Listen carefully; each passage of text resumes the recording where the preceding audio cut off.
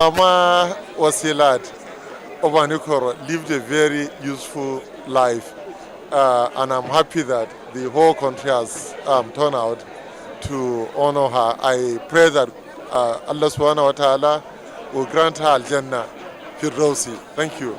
A mother in a billion, a disciplinarian, very religious woman, hardworking. When I became a politician, my mom was very protective of me, but that protection is no longer available. But God is available, so we will rely on Him. It was God that created her and that gave me to her, and I still have a strong belief that God is not finished with me yet. She was a good woman, extremely good. So I'm not surprised with the turnout of people to celebrate her tonight.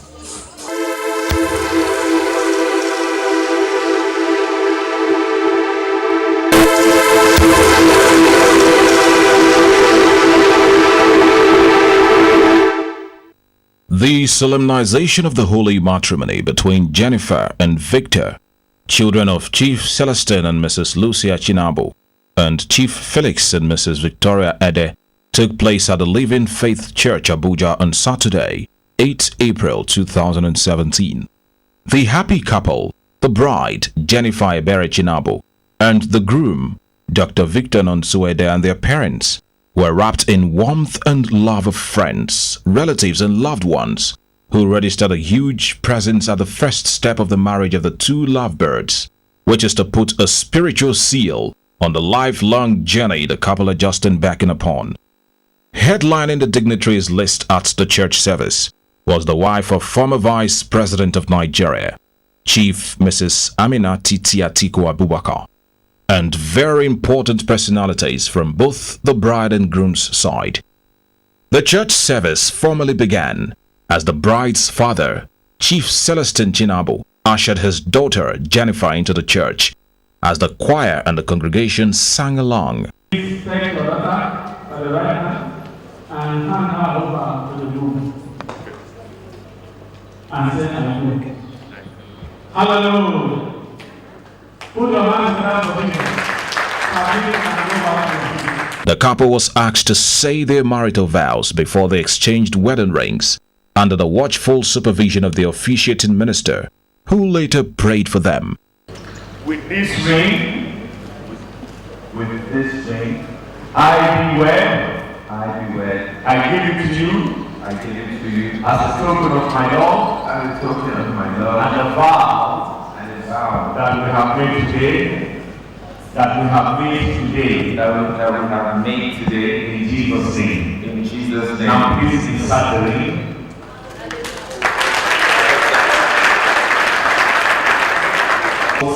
With this ring, I be wed, I give it to you, as a token of my love, and the vows that we have made today, in Jesus' name. Insert the ring.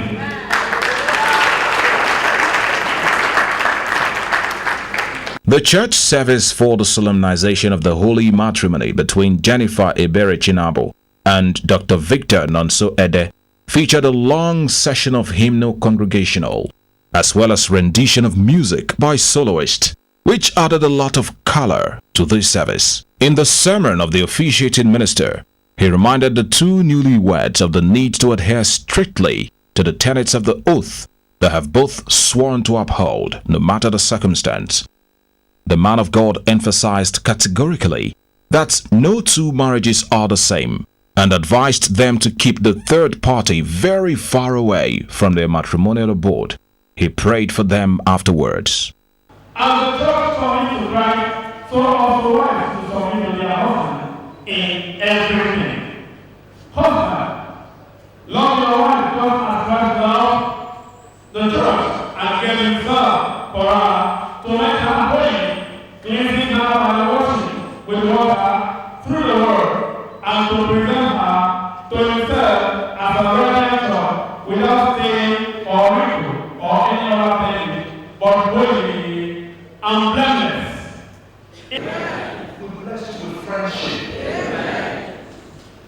We bless your minds. Amen. Bless your spirit. Amen. Bless your bodies. Amen. You shall be fruitful. Amen. Your union shall be very free. Amen. Your union shall get sweeter by the day. Amen. Your union shall get stronger by the day. Amen. As the couple, their parents, sponsors, and the clergymen went for the signing of the marriage register, the choir of the Living Faith Church Abuja entertained with more soul-lifting songs.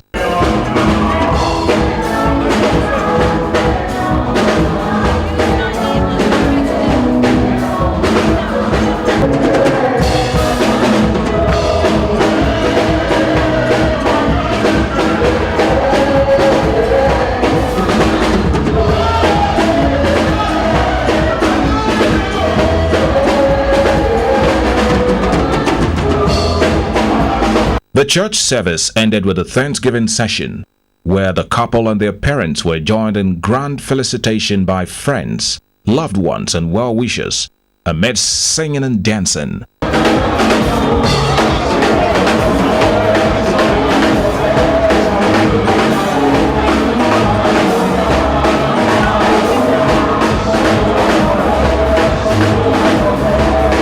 Next was a flurry of photo and video sessions. The reception followed later at the banquet hall of the Zeus Paradise in the Mabushi area of Abuja, with a lot more people who couldn't attend the church service earlier. The reception quickly took a formal shape with the entrance of the happy parents of the couple, who exuded a lot of joy and excitement as they were joined by friends and well-wishers.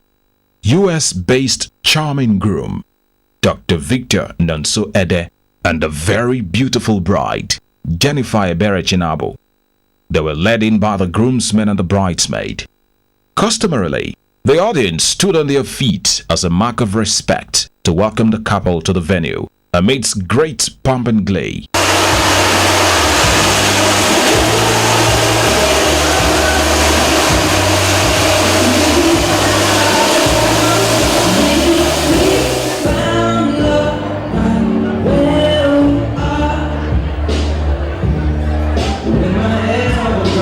The reception began with the opening prayer, which was followed by the chairman's remark. There was the valedictory dancing session between the bride and her father. The groom, too, danced with his mother before the latest couple in the universe settled for their special dance session, where 3 is a crowd.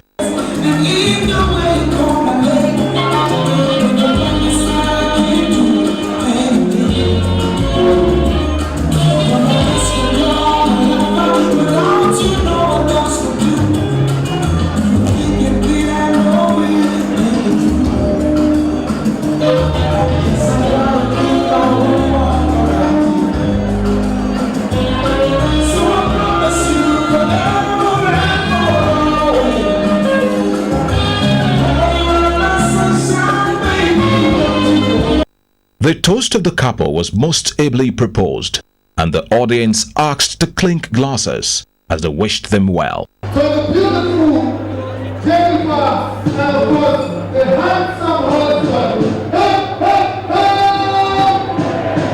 You don't need your glasses. You don't need your glasses.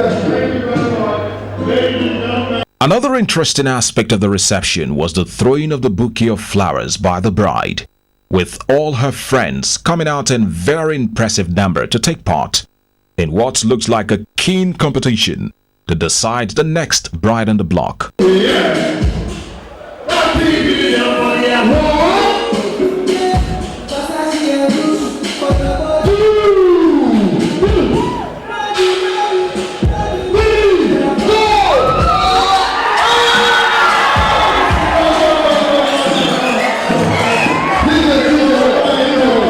The vote of thanks was given by the groom, Dr. Victor Nonso Ede.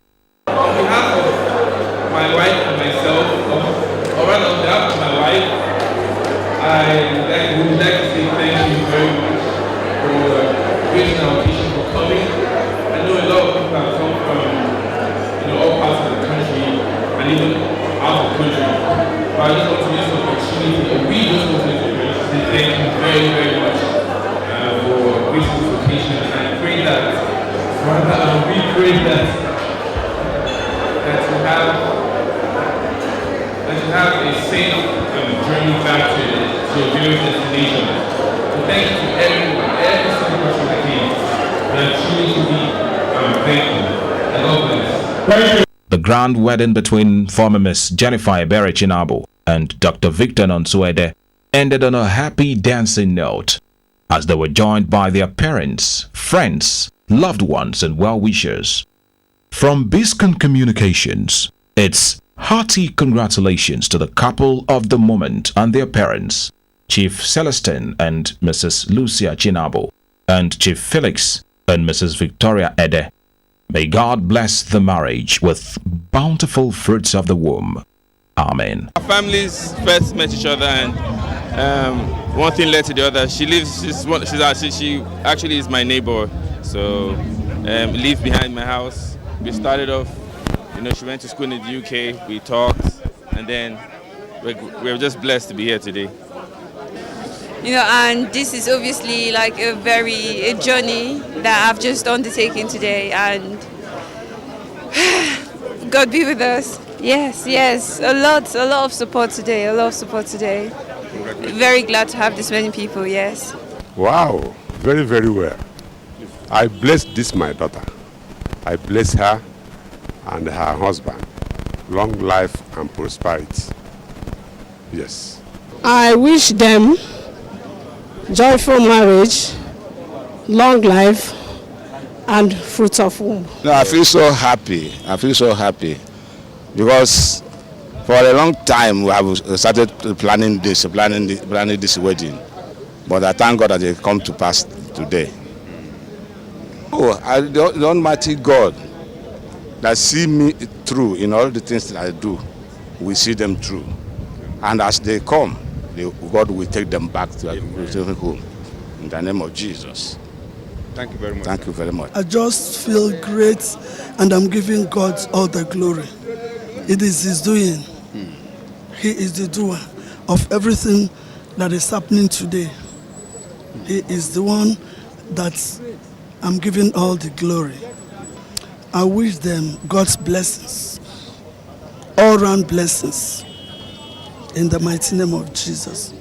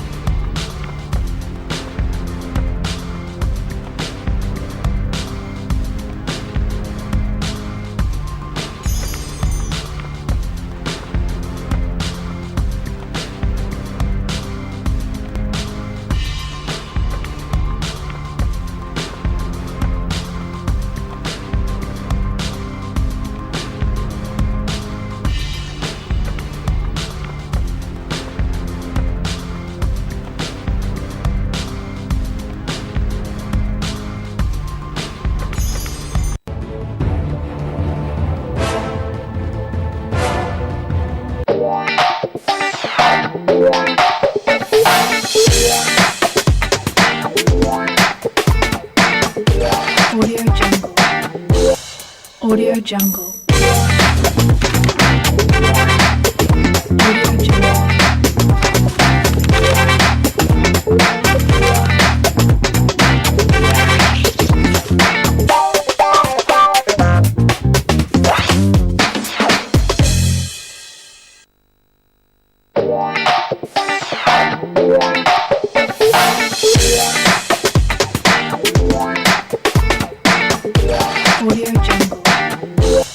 Audio Jungle.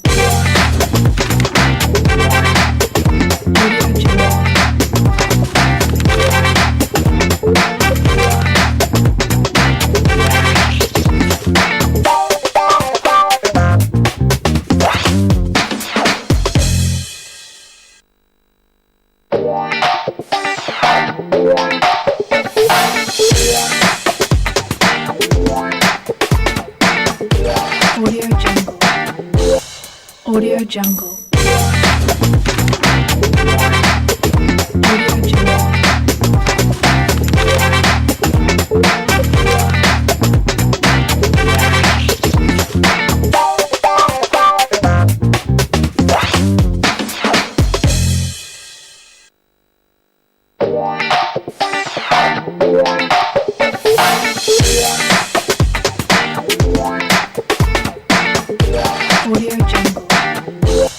Audio Jungle. Audio Jungle.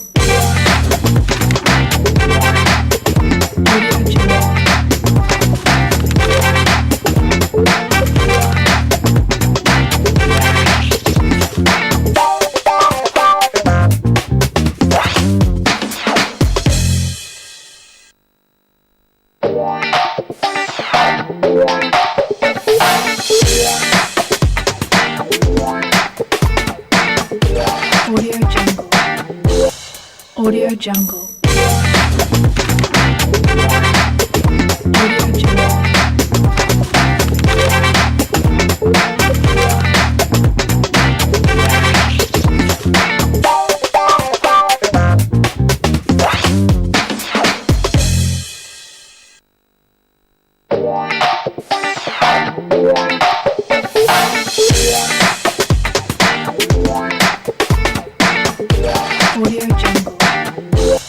Audio Jungle.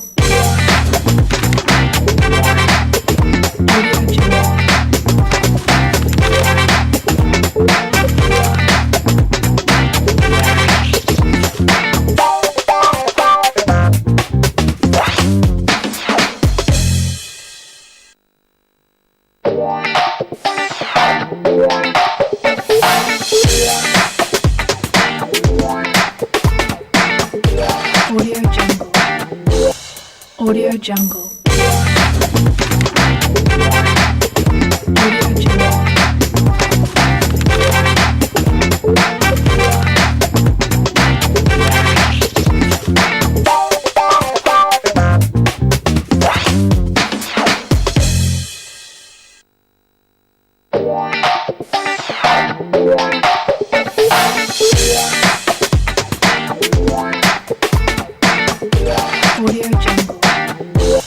Audio Jungle. Audio Jungle.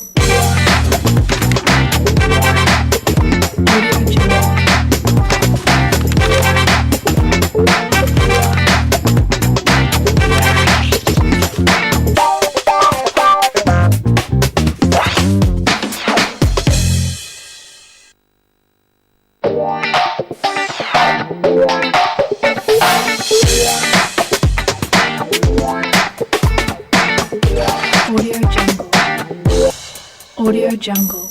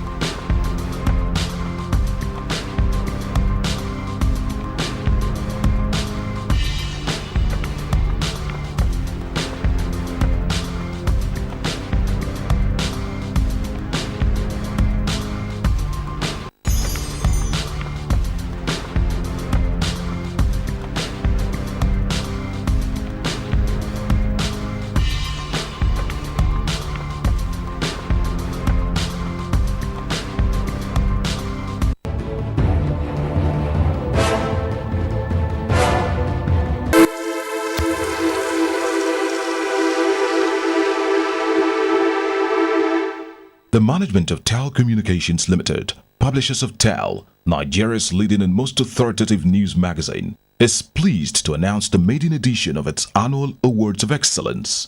The program will hold on Saturday, 17th June 2017 at the Civic Center, Ozumbambadiwe Road, Victoria Island, Lagos at 7 p.m. On the honors list are the First Lady of Nigeria, Her Excellency, Mrs. Aisha Buhari, who bags the prestigious award of the Woman of the Year.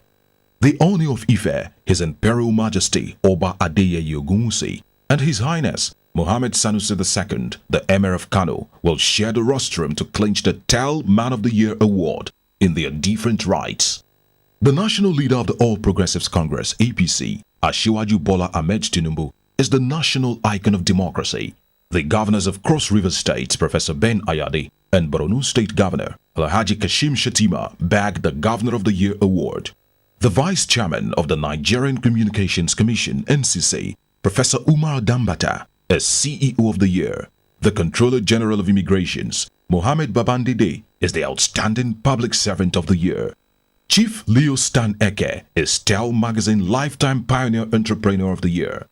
Dangote Cement is Private Sector Company of the Year. The Nigerian Maritime Administration and Safety Agency, NIMASA, is the Public Organization of the Year. The Bank of Industry, BOI, is the Bank of the Year. Air Peace is the Domestic Airline of the Year. Delegiwa emerges as the all-time national icon of freedom of speech, and Gani Fawehimi is TEL Magazine all-time national hero of rule of law and human rights advocacy.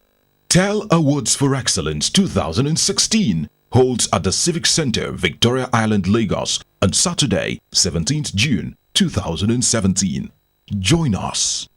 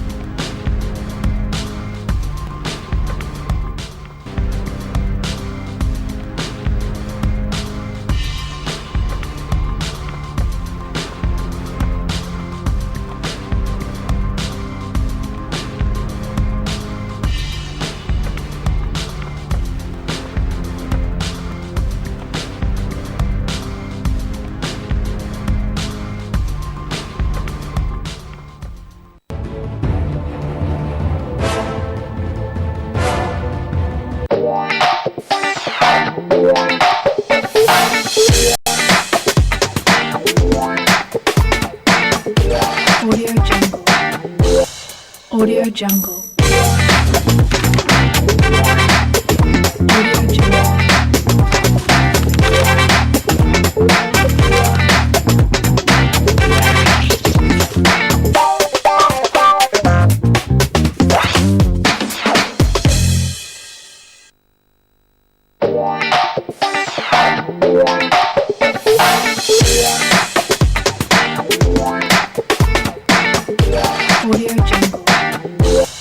Audio Jungle.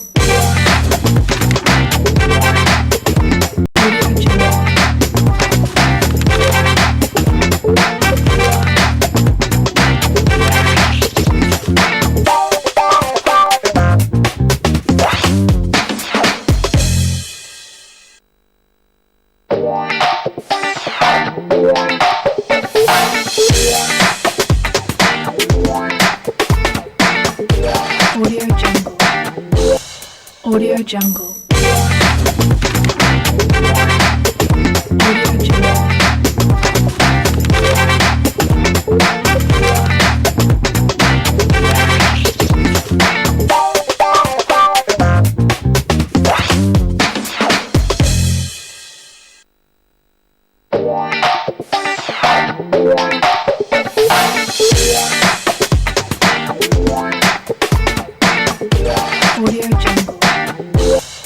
Audio Jungle.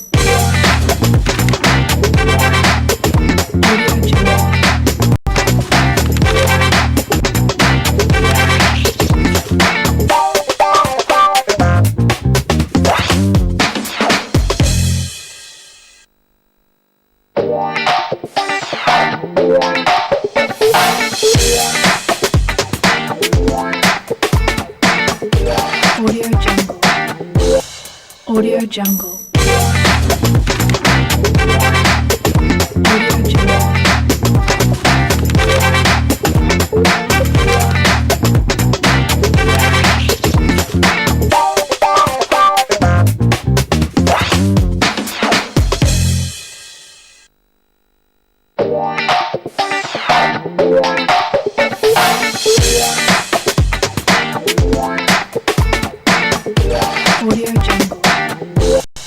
Audio Jungle. Audio Jungle.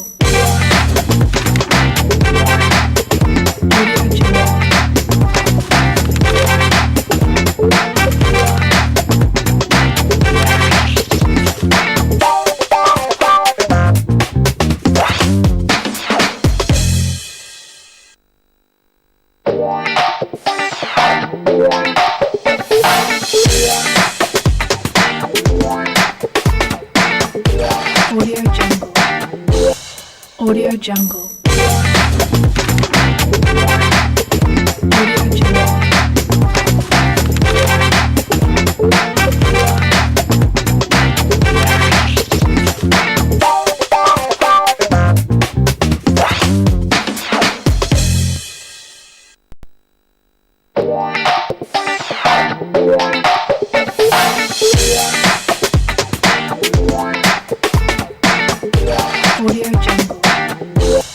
Audio Jungle.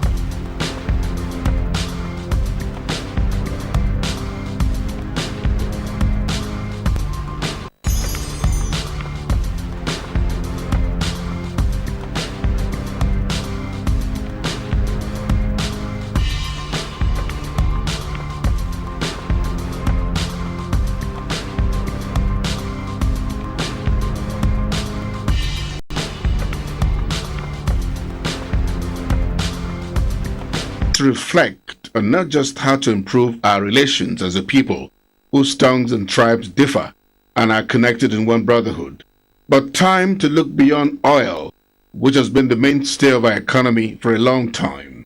That's why the idea of properly packaging Nigeria with a tourism brand as the main driver couldn't have come at a better time than now.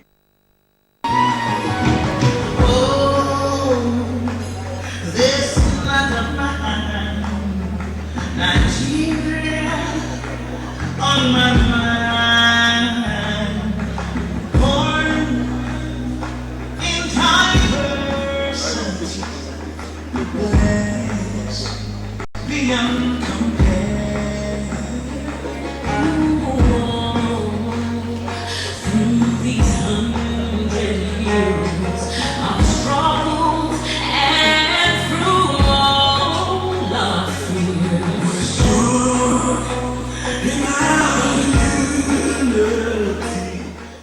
Indeed, the numerous tourism potentials of Nigeria are very attractive planks to drive the project, which is another arm of the transformation agenda of President Goodluck Jonathan, which the Minister of Culture and Tourism is spearheading. Described as the giant and heart of Africa, Nigeria is endowed with ecological and cultural resources which are of universal acclaim. The richness and diversity of the Nigerian culture is a manifestation of the socio-cultural differences of the over 300 ethnic groups that populate Nigeria.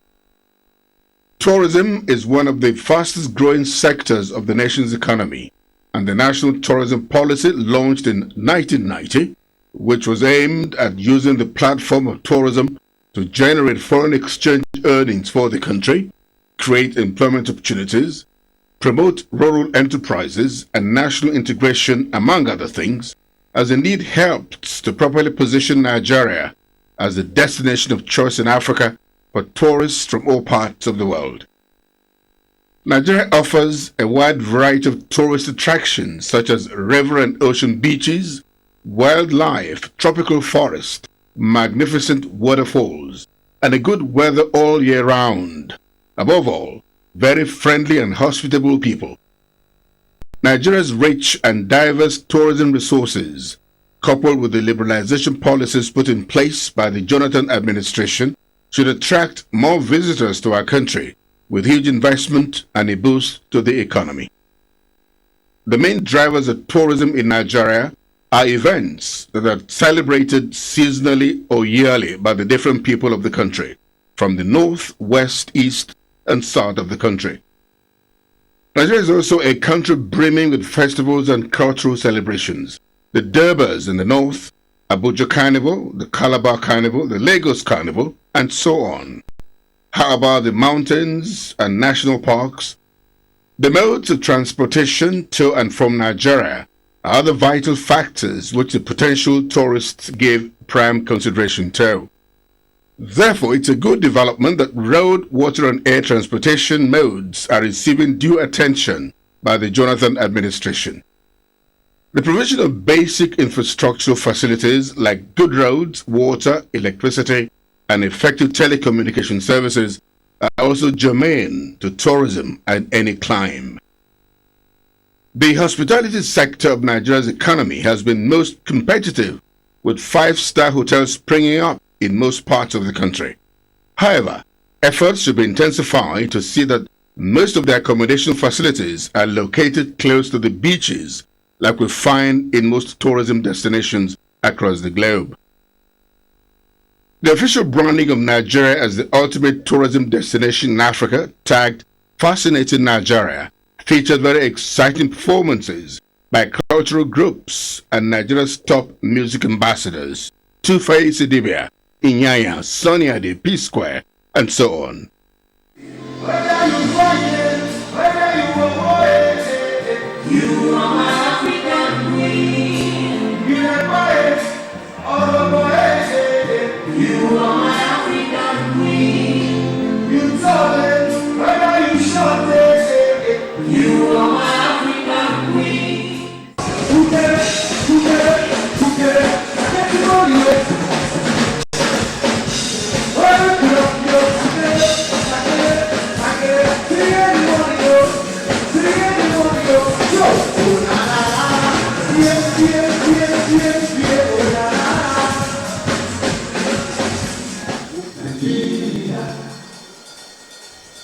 Our fatherland, blessed nation, the God and God.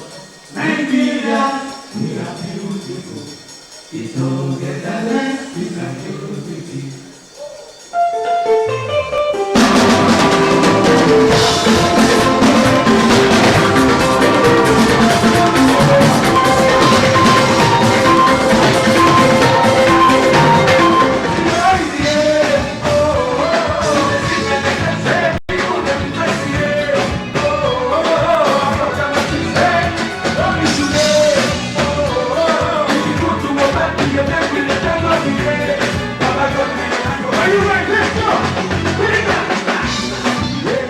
The event also featured intervention by renowned Nigerian political, business, and opinion leaders who endorsed the Fascinating Nigeria project. To mark this very important occasion, which will roll out for the very first time in our country, a tourism brand for Nigeria, which will properly position our country in the global tourism space.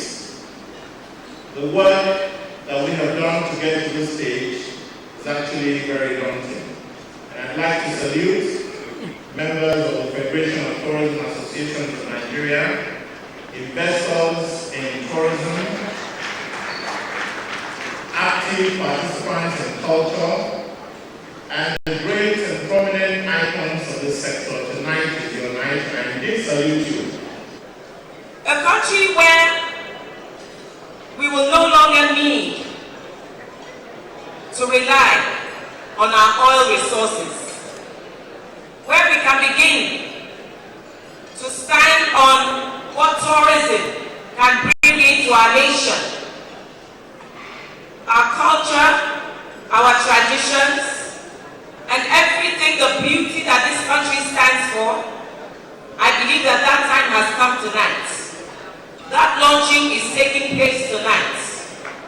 That tonight is going to mark a turning point, a turnaround, where tourism will begin to bring in more than what the oil industry has brought into this nation. This is an expression of what we all know. And what makes Nigeria so fascinating is everything that we've seen today and much more. What makes Nigeria so fascinating is that P Square can perform in front of the Vice President of the Federal Republic of Nigeria, and I saw the Vice President tapping his feet. Nigeria is truly, truly fascinating. And for us, we had to be part of this because Cross River is the most fascinating of fascinating Nigeria. We believe very strongly in tourism. We believe in the value of tourism. We believe in the asset that we call culture and tourism. And as a state, we've invested in making Nigeria, not just Cross River, a fascinating destination. The Vice President, Architect Mohammed Namadi Sambo, who represented President Goodluck Jonathan at the formal launch of the Fascinating Nigeria project, delivered a speech at the occasion. The Jonathan administration promised to continue to support the project in every way possible in order that Nigerian tourism project realize its full potentials. The 2013 Economic Impact Report of the World Travel and Tourism Council puts the total contribution of travel and tourism to global GDP in 2012 at over $6 billion. This translates to 9.3% of total GDP. In 2013, this figure is expected to increase by 3.2%. The same report includes very encouraging statistic on Nigerian tourism industry.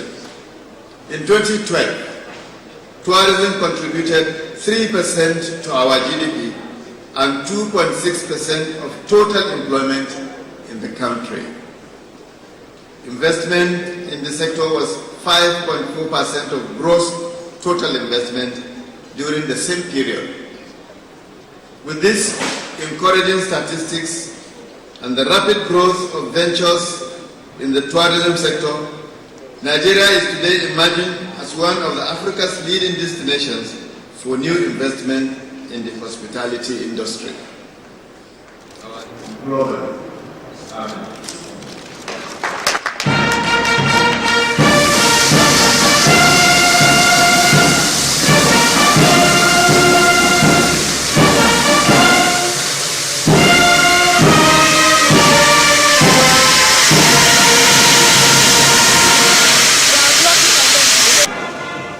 With the fascinating Nigeria project officially unveiled and all the ingredients that will ensure its success properly enunciated, it's high time for all Nigerians to take up the added responsibility and task of acting like good ambassadors of Nigeria to help drive traffic of investors and tourists to Nigeria with the expected boost in our economic returns.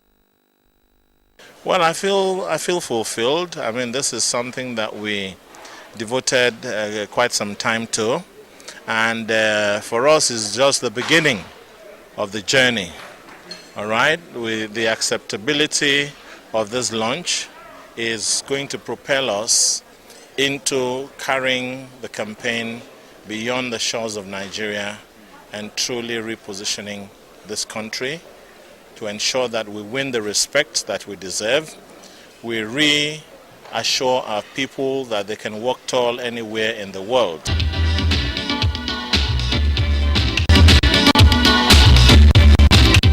The very robust attendance registered by a wide-ranging legion of journalists, columnists, publishers, broadcasters and professionals in other related media fields that transcend a long line of generations is a strong and unmistakable signal to signpost the fact that a father figure and one of the doyens of the journalism profession, in fact the last man standing, is being celebrated. Yes, Mr. Samson Amuka Pemo, publisher, Vanguard newspapers, more familiarly referred to as Uncle Sam, who attained the age of 80 years in June 2015, is being celebrated. It would seem like a taboo for media professionals of note practicing anywhere in the country not to be present at the event. At the last count, one could count on the fingertips names of those who for some exigent reasons couldn't make it to the event.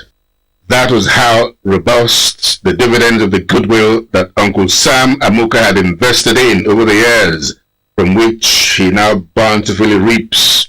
Friends of Uncle Sam from virtually every sector of Nigerian life rallied a huge support for the grandfather of Nigerian journalism and the last man standing in the pen profession.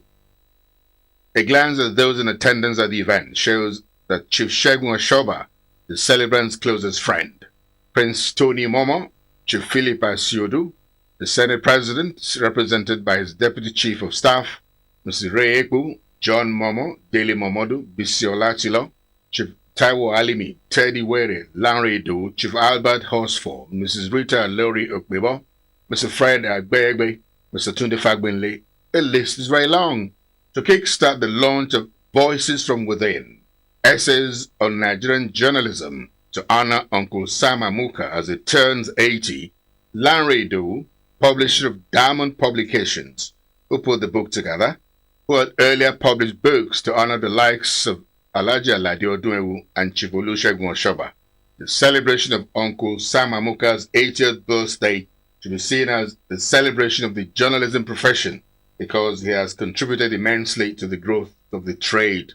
We celebrate Mr. Sam Amuka because he represents the best in us.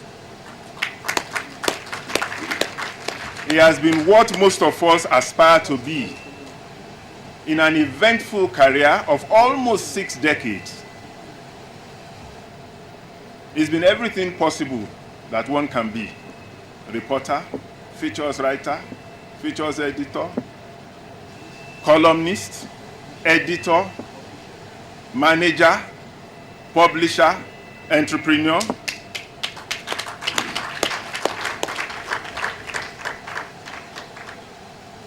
But above all, we celebrate him for his humaneness, for his simplicity, for his accessibility. He's a mentor of no protocol. You can walk up to him and he's ready to give you audience. In a country where there are so many people who feel too important because they occupy temporary offices, I say that is something refreshing, and that is something that is worth celebrating. He said Uncle Sam is a quintessential trailblazer and trendsetter in Nigerian journalism, who has traversed all arms of the trade as a reporter, features editor, columnist, publisher, and cartoonist. But in all of these, according to Larry Doe, Uncle Sam remains most friendly, simple, accessible, and indeed is everybody's uncle. Larry Doe said that Uncle Sam is indeed a special gift to the Nigerian journalism profession, whom we should all treasure and cherish. In his remarks as the chairman of the occasion, Chief Segun Oshoba said that the secret of Uncle Sam's longevity, which he would like everybody to imbibe, is his contentment, simplicity, an act of giving and mentoring, as well as impacting others. I'm happy that whatever he has done, he has been able to mentor so many people. Again, Sam was the first to make us appreciate cartooning. I was asking Adetiba, where is Kamsin? He says he's coming. Kamsin was one man you don't miss out in Punch in those days. And most of the ideas were Sam's idea. So he pioneered the idea of cynically laughing at people through cartoon. Today I'm happy. Following Sam's step, they said yes, they made a success of it. And from there we had Tell. They made a success of it. Then we had the news. They made a success of it. All of them professional who followed the footsteps of Uncle Sam Amoka. Sam, we thank God. It was generally agreed that the organizers of the event deserve a huge pat on the back for at least seeing to it that a platform was created for the celebration of media professionals who hardly indulge themselves in such luxuries. In the lecture delivered by Teddy Were, publisher independent newspapers, titled Today's Newsroom, Tomorrow's Newspaper, How to Survive and Thrive in the Internet Age, or better still, a comparison between the traditional media and the new media, the lecturer attempted to place at the doorstep of the audience strategies involved in seeing that the newspaper is digital and easily accessible online. A newspaper's website provides a template for the rapid delivery of the news around the clock as it breaks. And the success of such a website depends on the journalist's commitment to quality content, depth of coverage, and speed of updates. The capabilities of a newspaper website include the following: news roundup for time-starved readers, sorting of news by subject, category, and region, etc. Audio and video content for added depth and entertainment.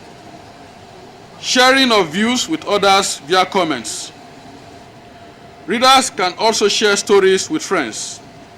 And the printing of stories for those who prefer to read on paper. The filtering of news for readers, categorized by most read, most commented, and similar classifications. Ted Iwere urged media personalities to develop the multimedia mindset and endeavor to be literate in the operation of the website. He said in this digital age, newspaper publications and journalists should adopt a print-last method and embrace the creation of digital items as primary source of content, so that contents can be created and distributed on the mobile media before the newspaper. Besides websites, and because more and more people now access news and information via smartphones and tablets, mobile channels are also taking their place in the newsroom. A digital-first newsroom must therefore consider how best to deliver content to mobile devices. How do we make our newspaper newsrooms mobile ready? The website must be responsive. By being responsive, it means if a reader visits the site and clicks on the content on the newspaper's website, whatever device the reader is using, the content automatically responds to the screen size. So you don't need to build a different mobile site. The managers and journalists must also be internet compliant, that is mobile ready, and must also access the website regularly and report the news with their devices. Planning and handling of stories must also start with consideration of mobile elements and their presentation. Teddy Were said that unlike the print and electronic media, the internet gives the media house a wide spectrum of choices to select from. The book, Voices from Within, written by Ayo Olukotu, was reviewed by Dr. Abigail Ugweze Njizika, the HOD Mass Communications, University of Lagos. The book was first published in 2005 when Uncle Sam Amuka turned 70. The current edition has 8 more chapters, which also touched on contemporary issues. The book is divided into 3 parts, namely features and media content, the business side of publishing, and finally, reminiscences by people who had passed through the career portals of Uncle Sam Amuka. In a nutshell, the book attempts to reinforce the essentials of journalism, which are objective originality and balanced reporting. The book, Voices from Within, which is being presented today, is a celebration of one of Nigerian journalism's foremost persona, Mr. Samson Oruru Amuka, better known as Sam Amuka. What I've given so far is a semblance of the range, quality, expertise, and reader delight of the essays. Taken together, they constitute an inspiring testament dedicated to a man of excellence, a great achiever, who wears his distinction lightly. For example, is it possible to have given a more rounded picture of the media Mongol than what is presented to us here? In other words, how does his strengths balance up and outweigh those weaknesses, even follies, which make even the greatest men mortals that they are?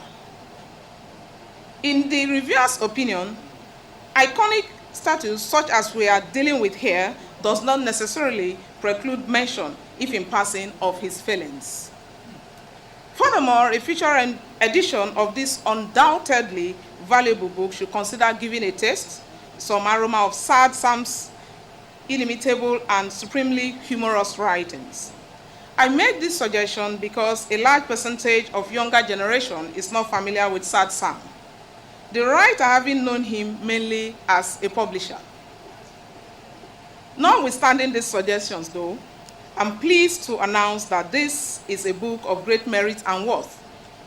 It deserves a conspicuous place in any decent library of media studies in Nigeria and beyond. I thank you for listening. The launch of the book was kicked off by Honorable Benga Makonjola, the Deputy Chief of Staff to Senate President Bukola Saraki, who was a special guest of honor. He was surrounded by all the dignitaries in attendance. On behalf of the Senate President, His Excellency Dr. Abubakar Bukola Saraki, CON, I have the singular honor and privilege. The count of Daddy Sam, we will unveil it. 1 to go. Daddy Sam. That opened the floodgates for the torrents of donations that poured in. Sam, I wish you a very happy, beautiful birthday. And more grease to your elbow. May your character continue to spread so that the journalism in this country should be what it should be. So Uncle Sam, we love you, we appreciate you. You are a diva, and we just celebrate you. Uncle Sam Amuka's vote of thanks, which came in form of prayers, was very novel, innovative, and vintage Sam Amuka. Biskin Communications heartily congratulates Uncle Sam Amuka Pemo publisher of Vanguard newspapers, on his attainment of 80 years in good health.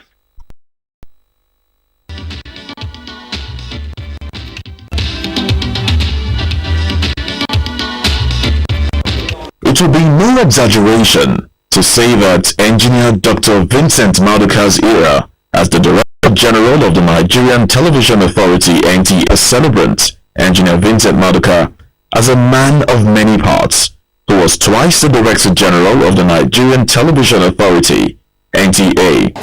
Today is a very joyous occasion. Maduka and in Nigeria. According to Dr. Shotubi, country. That's what we want. What are we doing now? The celebrant, who many more people, especially those who had gone under his tutelage, confirmed as a pathfinder of modern-day broadcasting and the visionary of the golden era of the Nigerian Television Authority, a period when things were professionally executed because practitioners were properly equipped and their welfare well catered for. We can see today how far the reach of influence is. Maybe just as much as the influence of NTA and its reach, being the first TV network in Nigeria and in Africa. One thing was clear, he was a very disciplined person and a very disciplined boss. Most of it, he didn't care whether you were a woman or a man, and he totally disregarded the challenges that faced a woman working in a man's world. Congratulations, and we'll be here when we are 90, when the chairman will be chairman, and I'll be here to play another. I'm very happy for the two of them. I'm extremely happy for the two of them that they are firsts and in their profession and in public life in Nigeria.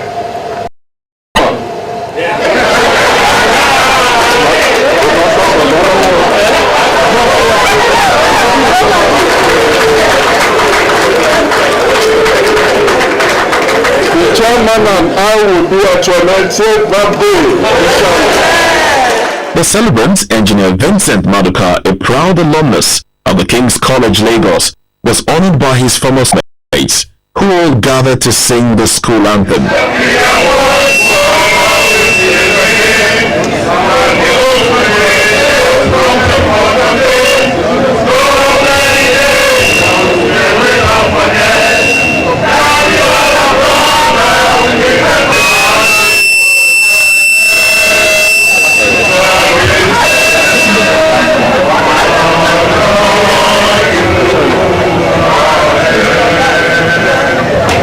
Birthday remarks, Engineer Vincent looked good at school days, which he said he enjoyed tremendously, and the long years he put into the broadcasting profession, thanking God for granting him the grace to pull it through successfully on all fronts.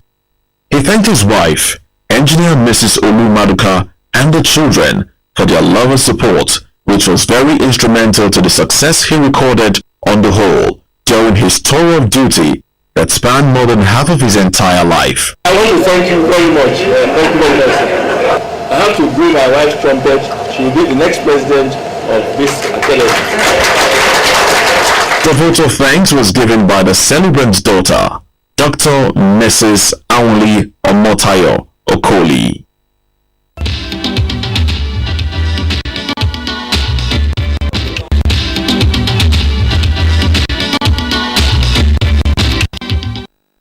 Nigerians have been recognized the world over as a people who have distinguished themselves in various fields of endeavor within and beyond the shores of Nigeria.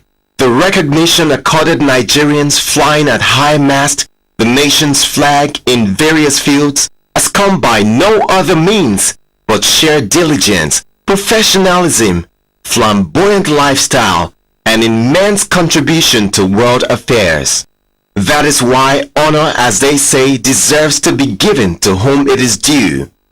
In this regard, Heartlink, an event management company owned and run by a Nigerian, Kemi Otegbade, has been in the vanguard of honoring Nigerians who have carved a niche for themselves in their various careers.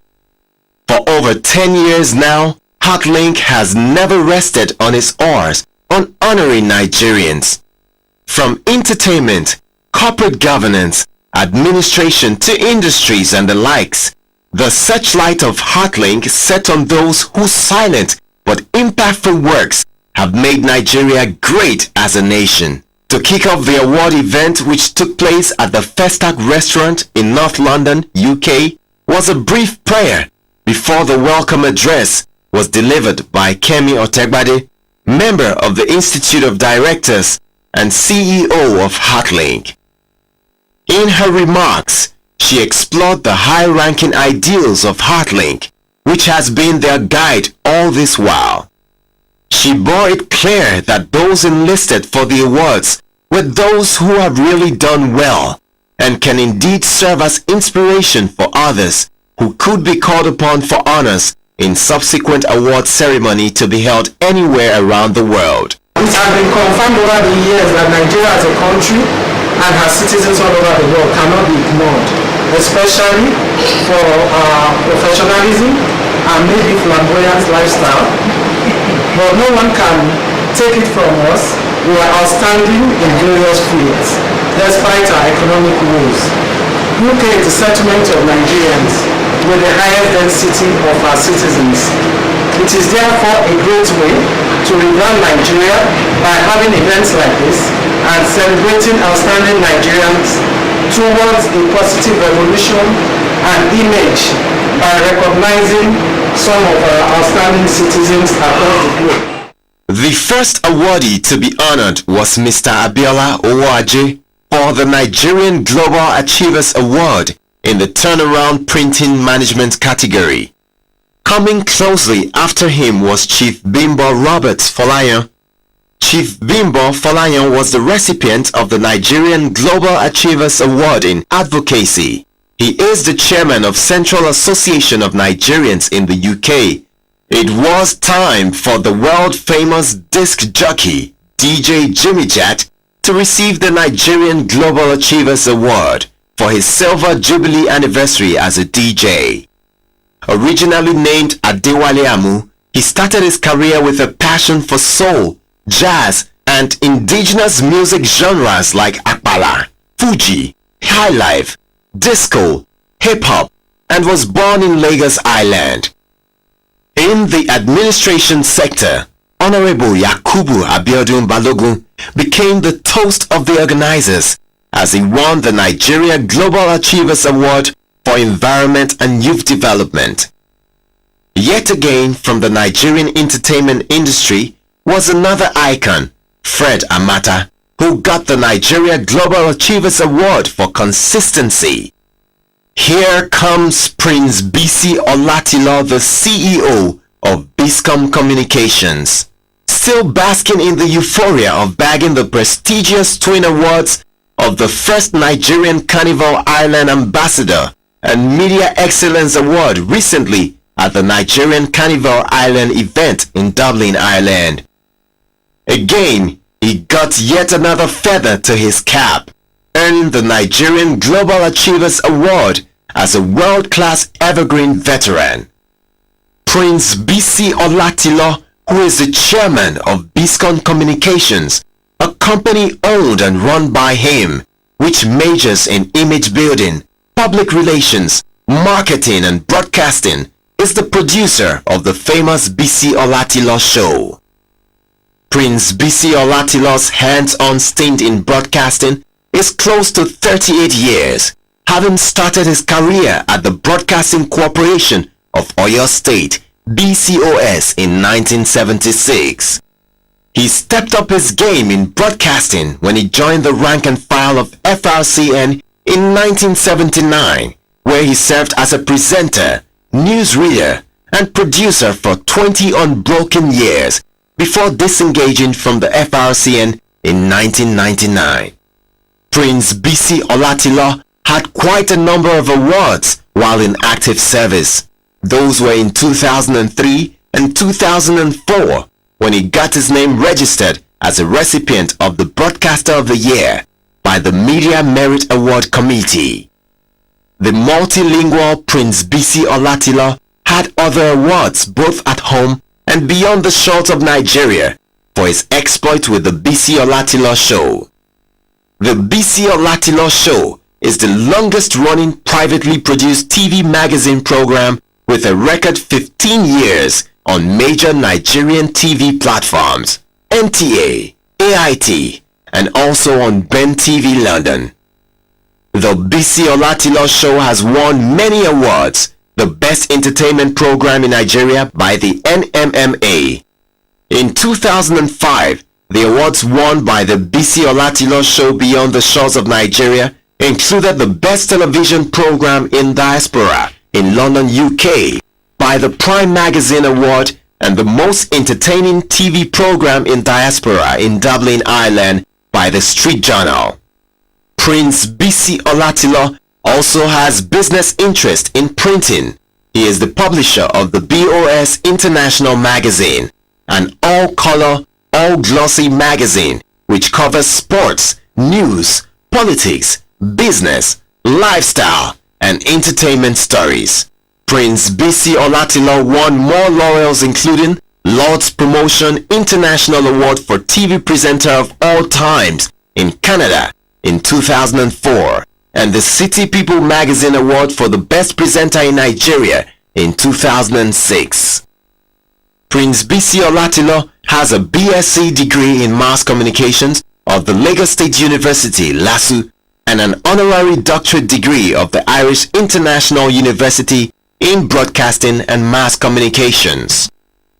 An old breed of many parts, Prince Bisi Olatilo is a member of the reputable social clubs such as Lagos Tennis Club, Yoruba Tennis Club, and Island Club. In the acceptance remarks of the recipients, they were full of thanks for the kind gestures of the organizers and everyone who thought it wise to remind them that their good works are being noticed and therefore should be commended. Prince Bisi Olatilo reciprocated the good gestures of the Nigerian High Commissioner to the UK, Alhaji Tafida, by means of heartfelt appreciation. The High Commissioner sent his representative, Prince Badebo Adeniyi, to personally hand over the award to him. Evergreen Veteran Award. It is well deserved by Prince Bisi Olatilo. A lot of us look forward to Sunday, every Sunday here in UK, to know what is happening in the social circuit in Nigeria. Thanks to Prince Bisi Olatilo. It is my honor and privilege to present this award to Prince Bisi Olatilo. A round of applause, please.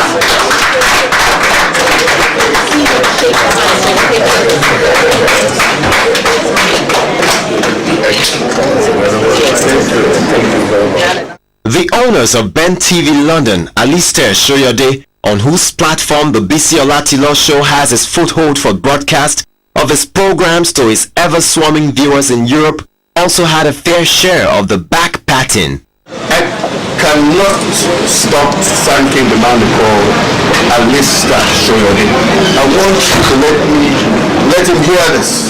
I would not have been known in this parts. Because no matter how good your product is, if you don't have a platform to unveil it, unleash it, nobody sees it. But through Ben TV, which is seen all over Europe, I'm almost like a small god. But I must thank him for that, and I must thank all my followers all over the globe for their great abiding faith in what we do. The recipients soon converged round the cake designed to celebrate them as great global achievers. With a unanimous decision, they made a cut, while the paparazzi had a flurry of photo and video shots. Give me a very, very teachable T. Give me another E. Give me a romantic R. Thank you. Give me an A. Give me a very nice N. Give me a very, very, very super sensational S. And what do we have? A big applause, please.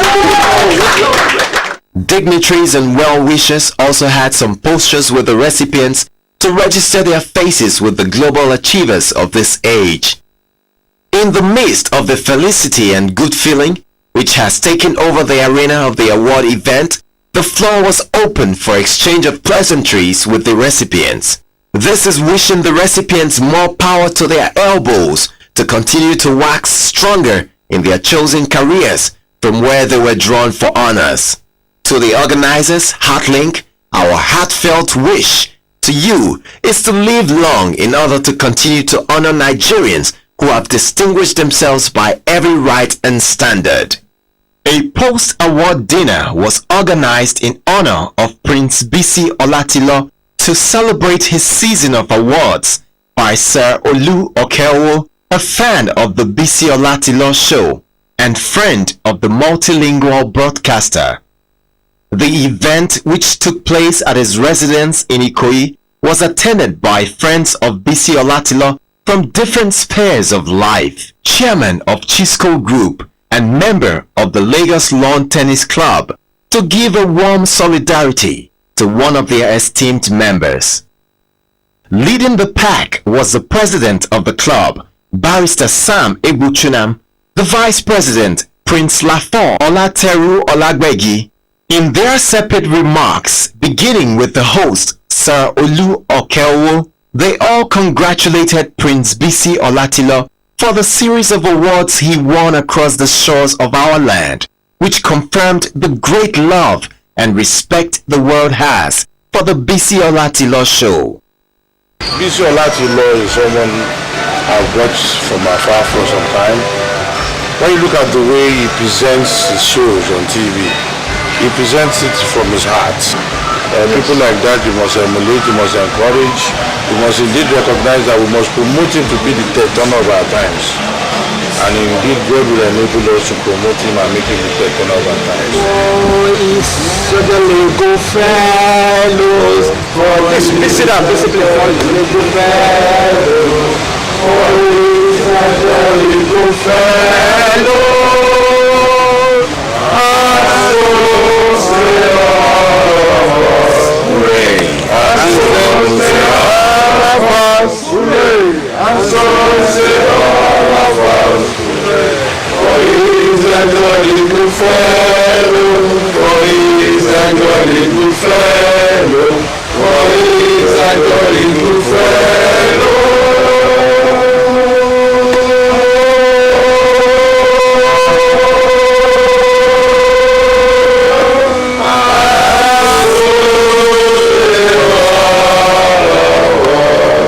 In his remarks, the special guest of honor, Prince Bisi Olatilo, thanked his host, Sir Olu Okeowo, for the kind gesture and all those who graced the event.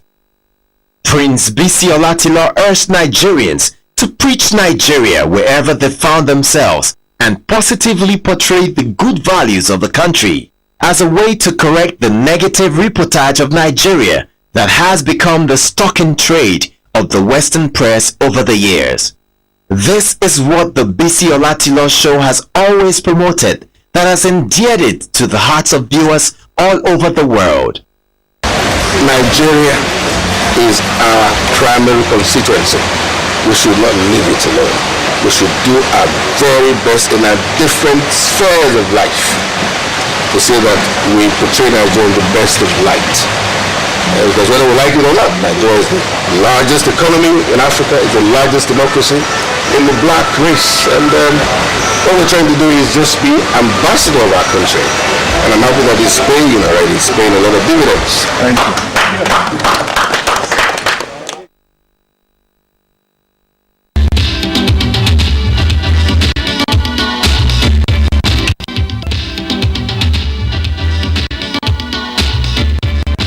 In the spirit of commendation of very good efforts put into broadcasting service to fatherland, Radio Nigeria assembled a large number of media practitioners for the FRCN 2015 Merit Awards. Veterans and new generation of broadcasters shared same opportunity of space, time, and of course, friendship at the Muson Center, Lagos, venue for the event. The 2015 Radio Nigeria Merit Awards, the second of its kind, was a well-thought-out way to wrap up the year 2015 for all stakeholders in the broadcasting field and its friends in other arms of the huge communication gamut. Broadcasters from their various arms and stations enjoyed the auspicious moment of being able to celebrate yet again their common essence. Comedians, in their usual fashion, were also involved in the putting up of a resounding FRCN Merit Awards 2015. The Radio Nigeria 2015 Merit Awards became an atmosphere where both veterans and new generation of broadcasters shared their most cherished expectations for a new Radio Nigeria. This is an initiative of the Director General of FRCN, Dr. Mohammed Ladan Salihu, as he expatiated in his opening remarks. He once again reiterated the essence of a new concept he intends to espouse in FRCN. A cross-section of the audience, most especially the top executive members, listened with rapt attention to the message of hope for a new FRCN from the DG, Malam Ladan Salihu. Those who responded to the offer of the Director General FRCN included the General Manager Metro FM, Cordelia Obey, former Director FRCN and Sports Commentator Richard Asiegu, Director of Marketing Dr. Vera Oshokoya, and of course, veteran broadcaster Patrick Oke. From the standpoint of a General Manager, what are your expectations for FRCN in the next 5 years? All the expectations are, one, for members of staff to see FRCN as annual, because if it's annual, they'll treat it better and be more committed. And also, as you said, to be a real network where everybody sounds right, speaks right, and at the same time we give the right thing to the people without bookkeeping at all. Mr. Richard Asiegu, you are a retired director in the FRCN. What were your most defining moments, and what do you think is the missing link? The missing link, yes. The missing link is that broadcasting has been over-politicized. In the past, the likes of Stella Awani here and Patrick Oke, they would tell you that you do not come anywhere near the presence of a broadcasting house or near the threshold if you did not have a passion for it and if you did not have the talent. Today it's been jettisoned. Mediocrity has been enthroned. And you have politicians who bring their candidate on board without even interviews or auditioning. And it has diluted. You are in the management as the Director of Marketing.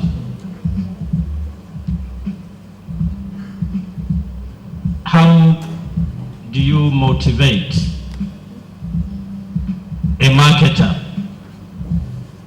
in a medium that is essentially seen as the megaphone of the establishment? As Director of Marketing, my interest is to encourage them to know the duties of a marketing officer, to understand that there are regulations, there are sanctions, there are platforms that should be veritable enough for advertisers to believe and to be able to ride on. So to motivate them, first is to equip them with knowledge. Once they're informed, there are commissions, there are allowances, then we also send them on training to improve them. So these are ways there, but it's basically because knowledge is lacking in marketing everywhere in Nigeria. We want to gain the advertiser's interest and embrace the advertiser to be able to bring their adverts so that revenue can be generated. That way I can have revenue to buy or to encourage them and motivate them. Thank you. Looking back in your days and what obtains today, what do you consider to be the most important ingredients that today's broadcaster needs to succeed in a challenging world? Well, thank you very much, TJ. To us, broadcasting, as Richard said, was a passion then. There was this feeling you used to have every time you were going to work. Your mood suddenly improved. It's as if you were going to that one thing you really loved.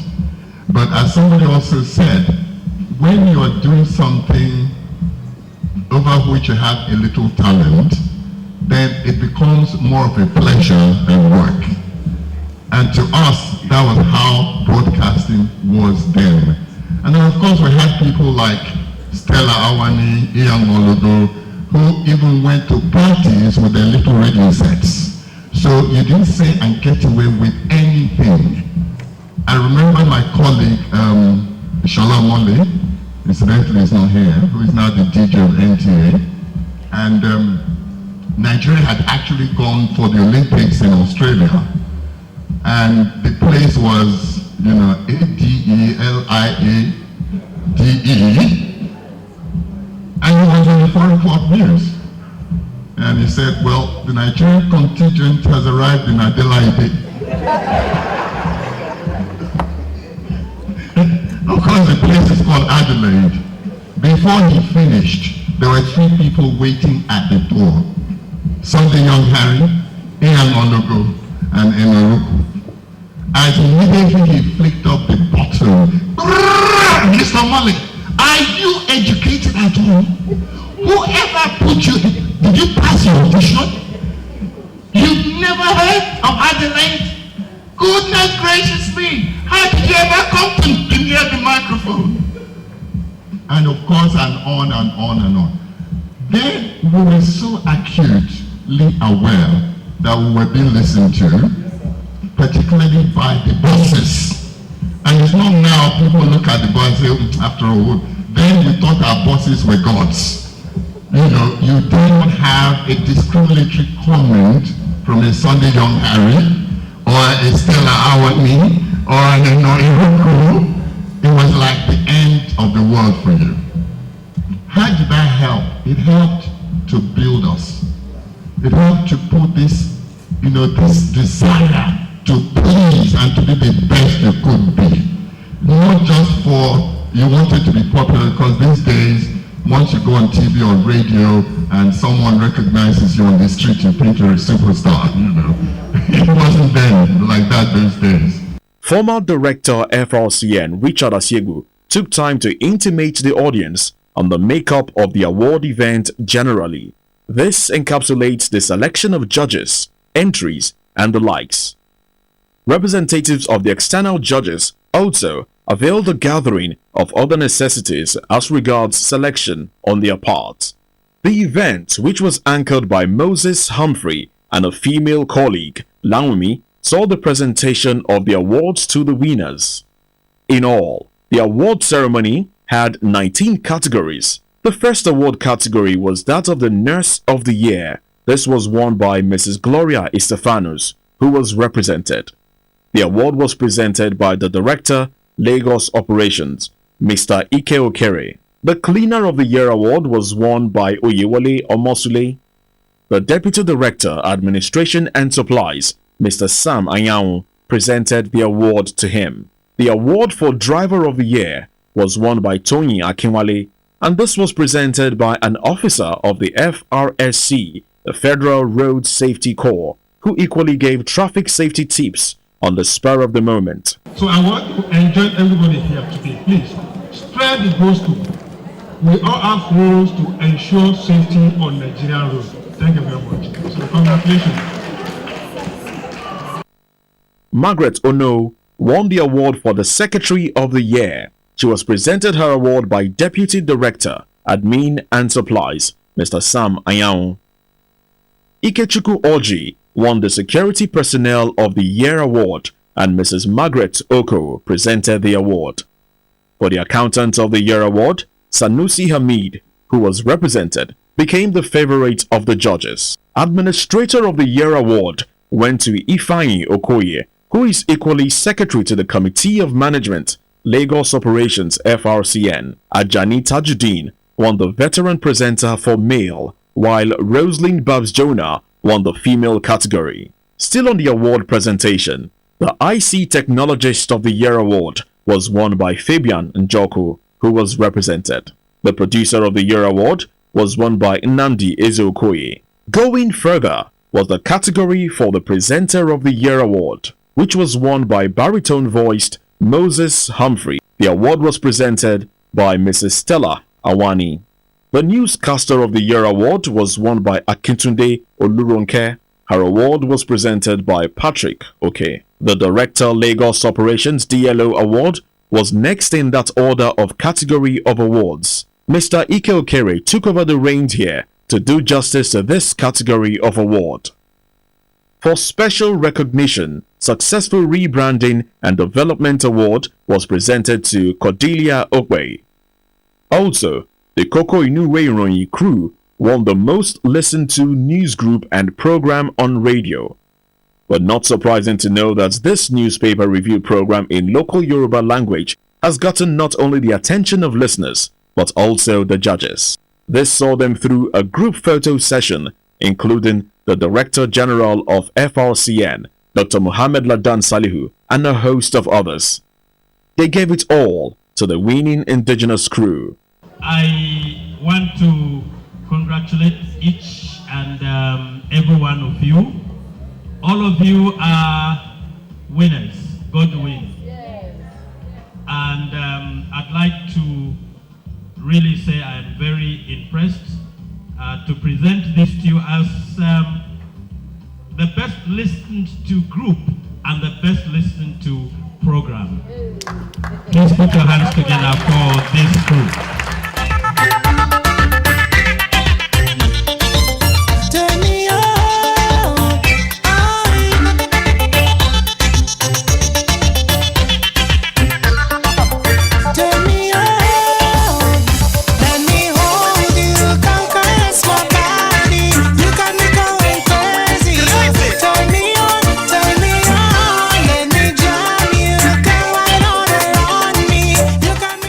Having created a favorable position in radio broadcasting as an all-news, all-talk station, Radio 1 won an award on that occasion. The Radio 1 crew came on stage led by its general manager Funke Treasure Durodola. The DG presented the award. This is presented to Radio 1 for successful setup as an all-news station.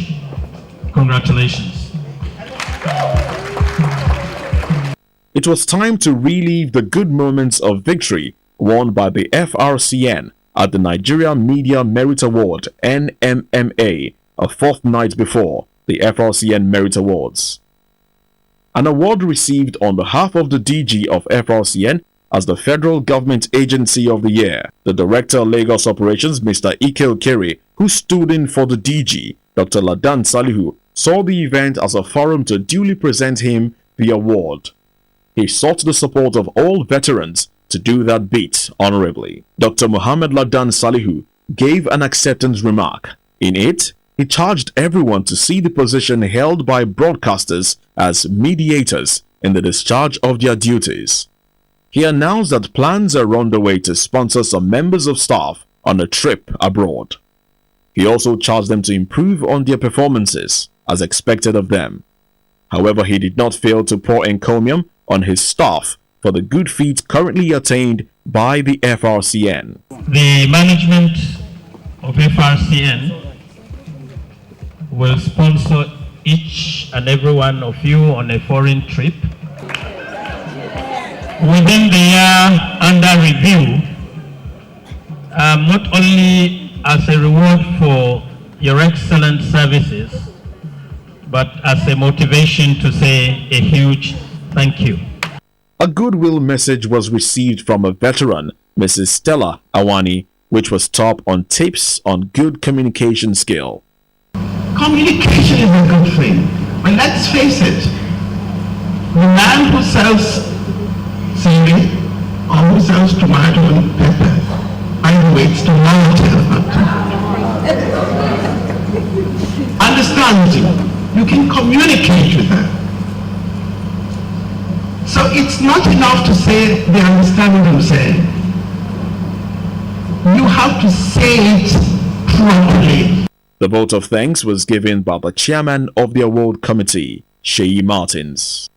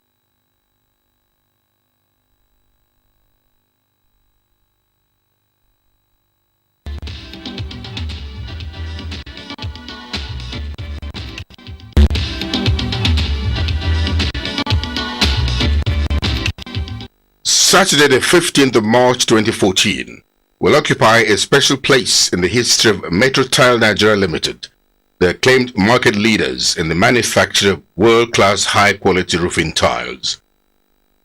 The day marked the celebration of Metro Tile Nigeria Limited's 10th anniversary and the official commissioning of its corporate head office and warehouse complex in Abuja. As to be expected, the event was attended by the friends of the company, as well as business associates from Belgium and other parts of the world. They had all come to celebrate the milestone with the company. The success story of Metro Tile Nigeria Limited, as told by Mr. Chris Okafor, the managing director and CEO of the company, had divine providence right at the heart of it.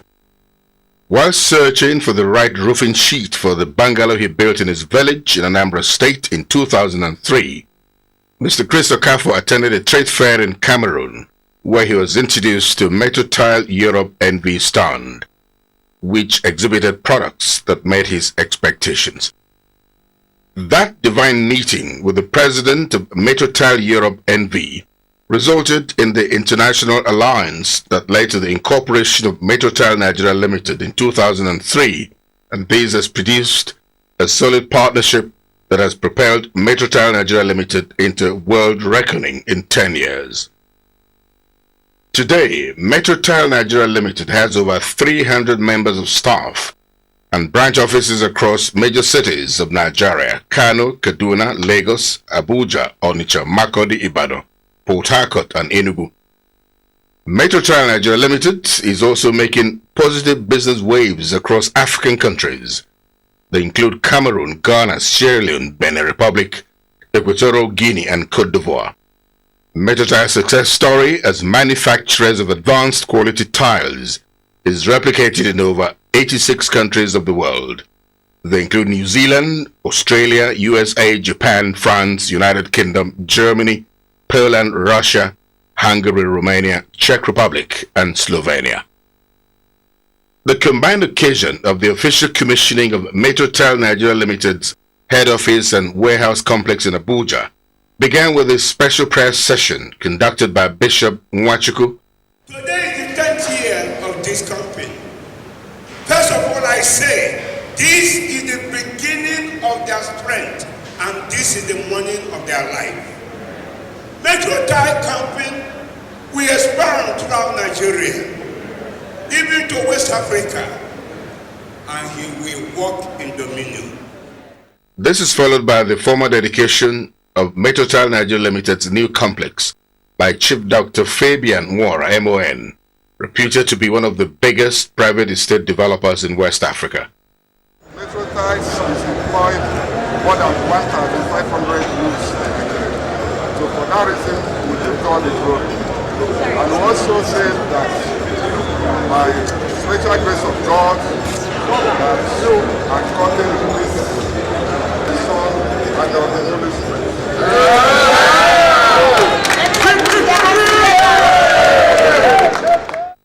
The event, which had in attendance stakeholders in the building and construction industry as well as property developers, was loaded with exciting side attractions that helped to enliven the atmosphere.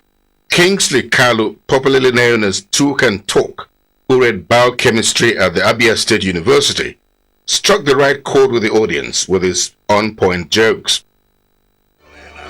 Yes, sir, we are here live at remember of the National Stadium in Surulere. As you can see here, the weather is 42 degrees centigrade. The players are sweating inside the dressing room. And the crowd at the gate, they are protesting that the gate fee should be reduced to 500 naira instead of 1,000 naira. So my even pricing 3 for 1,000 naira.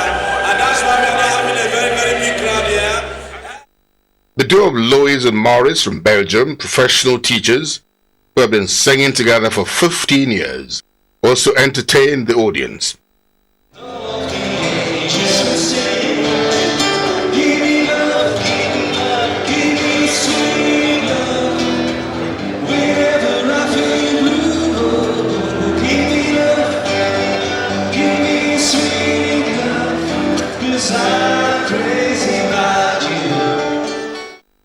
Joanna Mesa, a very captivating singer and performer whose style of singing is completely in a world of its own, dazzled at the Metro Tile Nigeria Limited's 10th anniversary celebration in Abuja.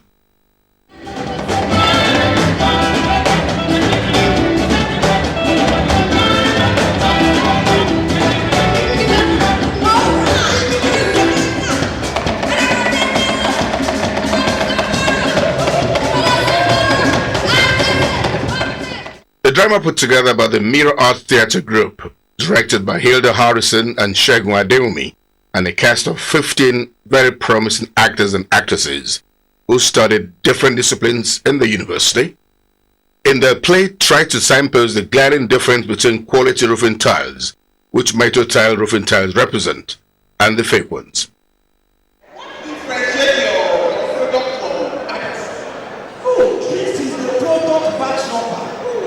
It is like compared with clay tiles. It is like it is durable. Sir, it is fireproof as you see it here. Do you know what? It is soundproof. Once rain is falling, outside inside your room. Once you buy this product, we give you 50 solid year guarantee for what buying this product.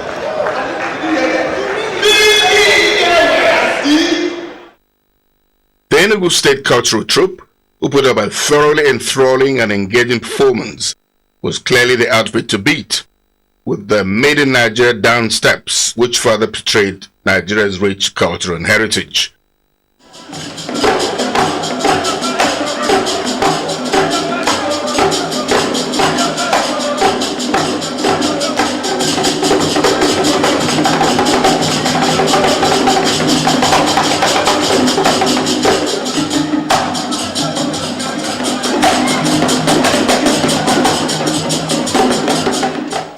The Managing Director and CEO of Metro Tile Nigeria Limited, Mr. Chris Okafor, and Sergio Canini, the Managing Director of Metro Tile EU, in their separate remarks at the occasion, congratulated the staff of the company in Nigeria and other parts of the world for taking the company to very great heights in 10 years. Mr. Chris Okafor particularly thanked President Goodluck Jonathan for creating the enabling environment which has restored the confidence of investors in doing business in Nigeria. He said this has given a huge boost to the growth of Metro Tile Limited in 10 years. Metro Tile Nigeria Limited maintained a highly successful and vibrant retail distribution channels supported by our many brands spread across the nation. With the current Nigerian leadership that believes in the rule of law and with the committed already gathered by the government so far, the thrust of our goal is to maintain an active participant in the development of our country. I, therefore, stand the President of the Federal Republic of Nigeria, Jonathan, enabling environment that his leadership has created towards restoring confidence of foreign investors in Nigeria. So thanks all these people, and thanks to you all that we could manage to do this. I'm really proud after 10 years. Hello. And I hope that another 10 years we will sit back together to open more warehousings in Nigeria. Not only in Abuja, but also Lagos, Port Harcourt, Kanu area, the north, where it is. They told us it's dangerous, but it's still nice. As long as we have you guys that we can trust and that we can work together, I'm convinced that we will succeed in this story and we can keep growing at least 20-25% on a year base. Mighty Men's Forum International, Onitsha, to which the MD of Metro Tile Nigeria Limited, Mr. Chris Okafor, belongs, honored him and his wife, Mrs. Rose Machuku, with special awards. This, according to them, is in recognition of their contributions to the upliftment of the society. It is an annual ritual. Every year, you bring millions of money for us to go and clothe the naked. You bring millions of money for us to go and pay the people in prison. You bring millions of money for us to visit and minister to the widows. You know that whosoever that given to the widows has lended to God.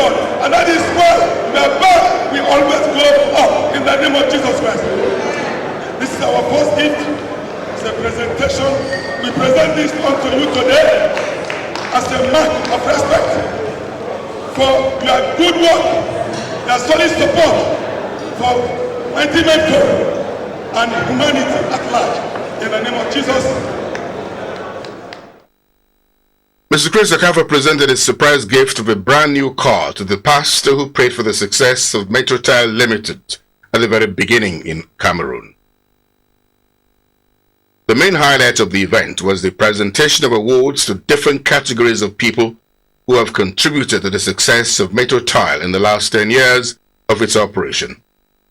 Those are not included Kano State Governor Engineer Rabi Musa Kwangweso for using Metro Tile roofing sheets for the roofing of all the buildings in the 3 estates constructed in the Kwangpasia village in Kano State. Handmade sculpture from a Belgian artist who represent the world and all Metro Tile people who are united in one world. That's awarded to as the best. Other construction and property development companies who have done good business with Metro Tile in the last 10 years were given awards. Also honored were marketers of Metro Tile products and staff of the company who had played different roles in the success story of Metro Tile Limited in the last 10 years.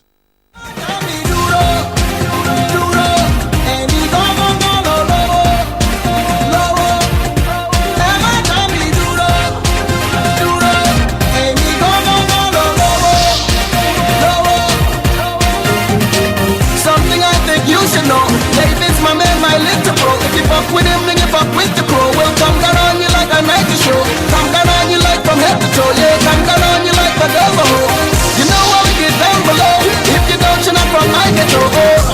Oh, look at that star, chilling in my fancy car. Oh, hey, with the baddest broads, giving me the meanest jaws. Oh, hey, and it ain't my fault. You get no pray when we call. Oh, hey, cause we go so hard. Actually, God, let's just say that I'm a bread and butter. Breakfast and dinner, yeah. That I'm a bread and butter. And I barely know I am. Biskin Communications wishes to specially thank Ifeoma Okeke, the young enterprising CEO of Amori Road Nigeria Limited, who packaged the event for a job well done. And for the Chris Okafor-led Metro Tile Nigeria and Sergio Canini-led Metro Tile EU, and indeed the enlarged Metro Tile family worldwide, it's hearty congratulations for giving the world the most advanced quality roofing tiles technology and for being the leading manufacturers of the best sun-coated roofing tiles in Nigeria.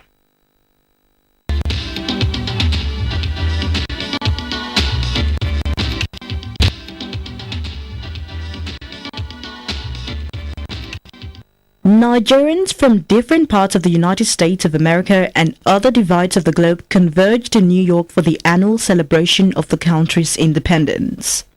Clad in the traditional green-white-green colors of the country and exuding high-spirit singing and dancing Nigerians, made up in the main of vibrant youths, most of them students studying in various institutions of learning and professionals who work in the USA, painted the streets of New York in the green-white-green colors of our country. The parade is reminiscent of the trappings associated with world-class carnivals like the Rio de Janeiro and Notting Hill carnivals of Brazil and the UK. For the first time in the history of New York Independence Parade, a high-power delegation represented the federal government at the event. At the head of the team was the Information Minister, Mr. Labaran Mako, Nigeria's ambassador to the United States, Professor Ade Adefuye, Nigeria's permanent representative to the United Nations, Professor Joy Ogo, Nigeria's Consular General in New York, Alhaji Habib Babahabo, and other heads of Nigerian mission in different parts of the United States of America. The long drawn-out procession, which brought traffic to a complete stop on Hyper Manhattan Street, where Nigeria's house is situated, saw the different floats which depicted the cultural heritage of Nigeria from the east, west, south, and northern parts of the country, gyrating with pride to the admiration of the Americans who viewed the great spectacle from the vantage positions around the celebration arena. With the green-white-green Nigerian flag raised aloft, including the top officials who lined up on the terrace of the Nigeria House, demonstrated their joy and happiness to be part of another year of Nigeria's nationhood.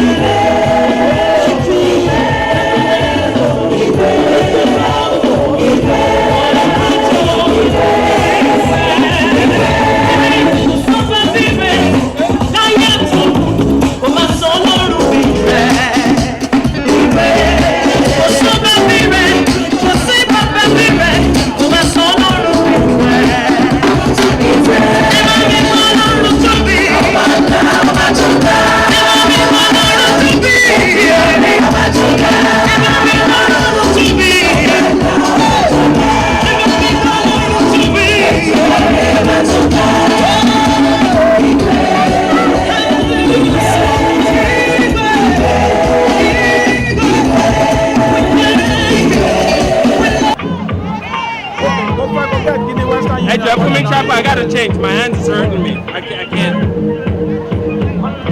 you, Mr. Udon. Thank you. Please move down to the back, please. There is no point standing around. Go and take your spot. Go to the back, please. Move down to the back for the service chief, please. There is no point standing. Thank you so much.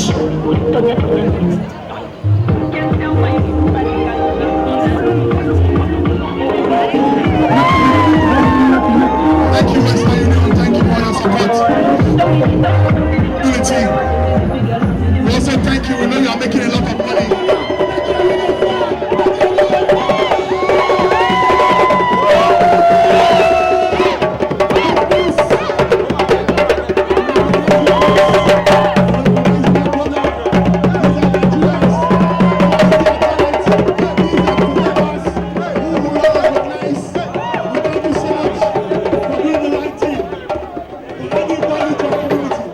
After several hours of parading the best of Nigeria's colors and culture with pomp and glee, the celebration shifted to the concert venue, where thousands of Nigerians dressed in the nation's colors had waited to soak in the excitement and fun usually associated with the celebration yearly. The scenario indeed evoked a sense of pride, patriotism and nationalism in every Nigerian who could not hold back their joy to be part of the celebration away from home.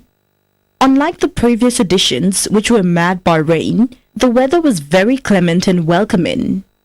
Nigerians really show the strength of our population in the United States of America, where official and unofficial estimates point to the fact that about 5 million Nigerians are in the US. The organizers of the event, the Organization of the Advancement of Nigeria, who spoke through their representatives, turned out to expatiate on the experience in putting the parade together in the last 2 decades, while soliciting the participation of more Nigerians both at home and in diaspora to make the celebration bigger and even better. The event turned out to be a veritable platform for budding Nigerian artists in the US to treat the audience to different genres of their music.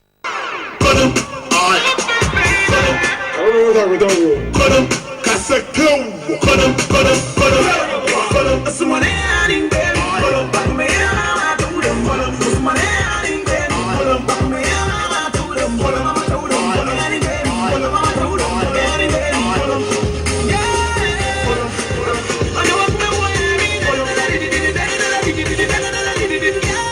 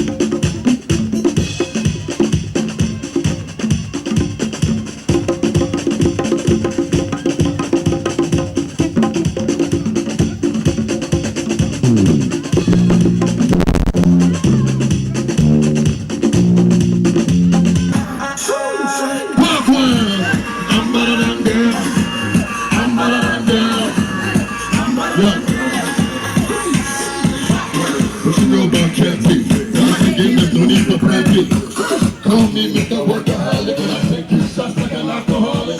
They say they good, I'm better than them. Now they wanna say they bad, well I'm better than them. All of them condemn. Fire burn them, you can't go straight and fight. I'm going in, I got a curfew. This is 10 was working past two. Size me, I know big days, that's what you get. Let's go, let's go. What you searching for? So international. Hey, hey. I'm better than them. Are you better than them? Are you better than them? Are you better than them? Look, I'm better than them. The way she did whine me, so I'm gonna whine me. All I want to do is take her to my room. You like a deal, you like a deal. All I want to do is with the way she did rub them eyes. All I want to do is too many sexy girls tonight, but only one ring can shine. The way she is so right. All I want to do is you got to know me like us now.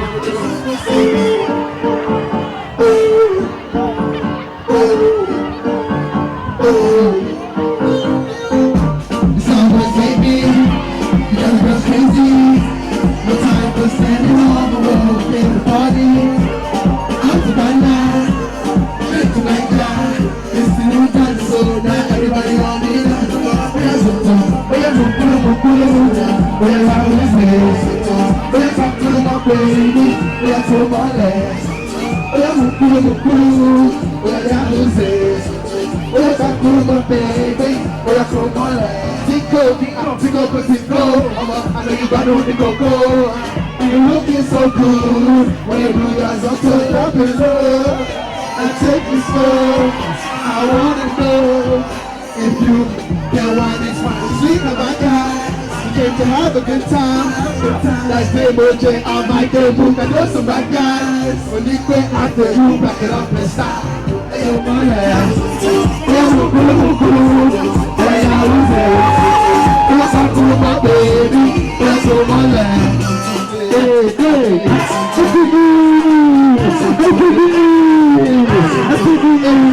Let's go. New York City next to me. Let's do it. Let's do it. Let's do it. Let's go. You know what? You know what?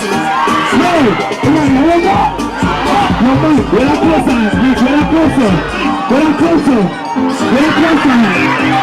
We're closer. Listen.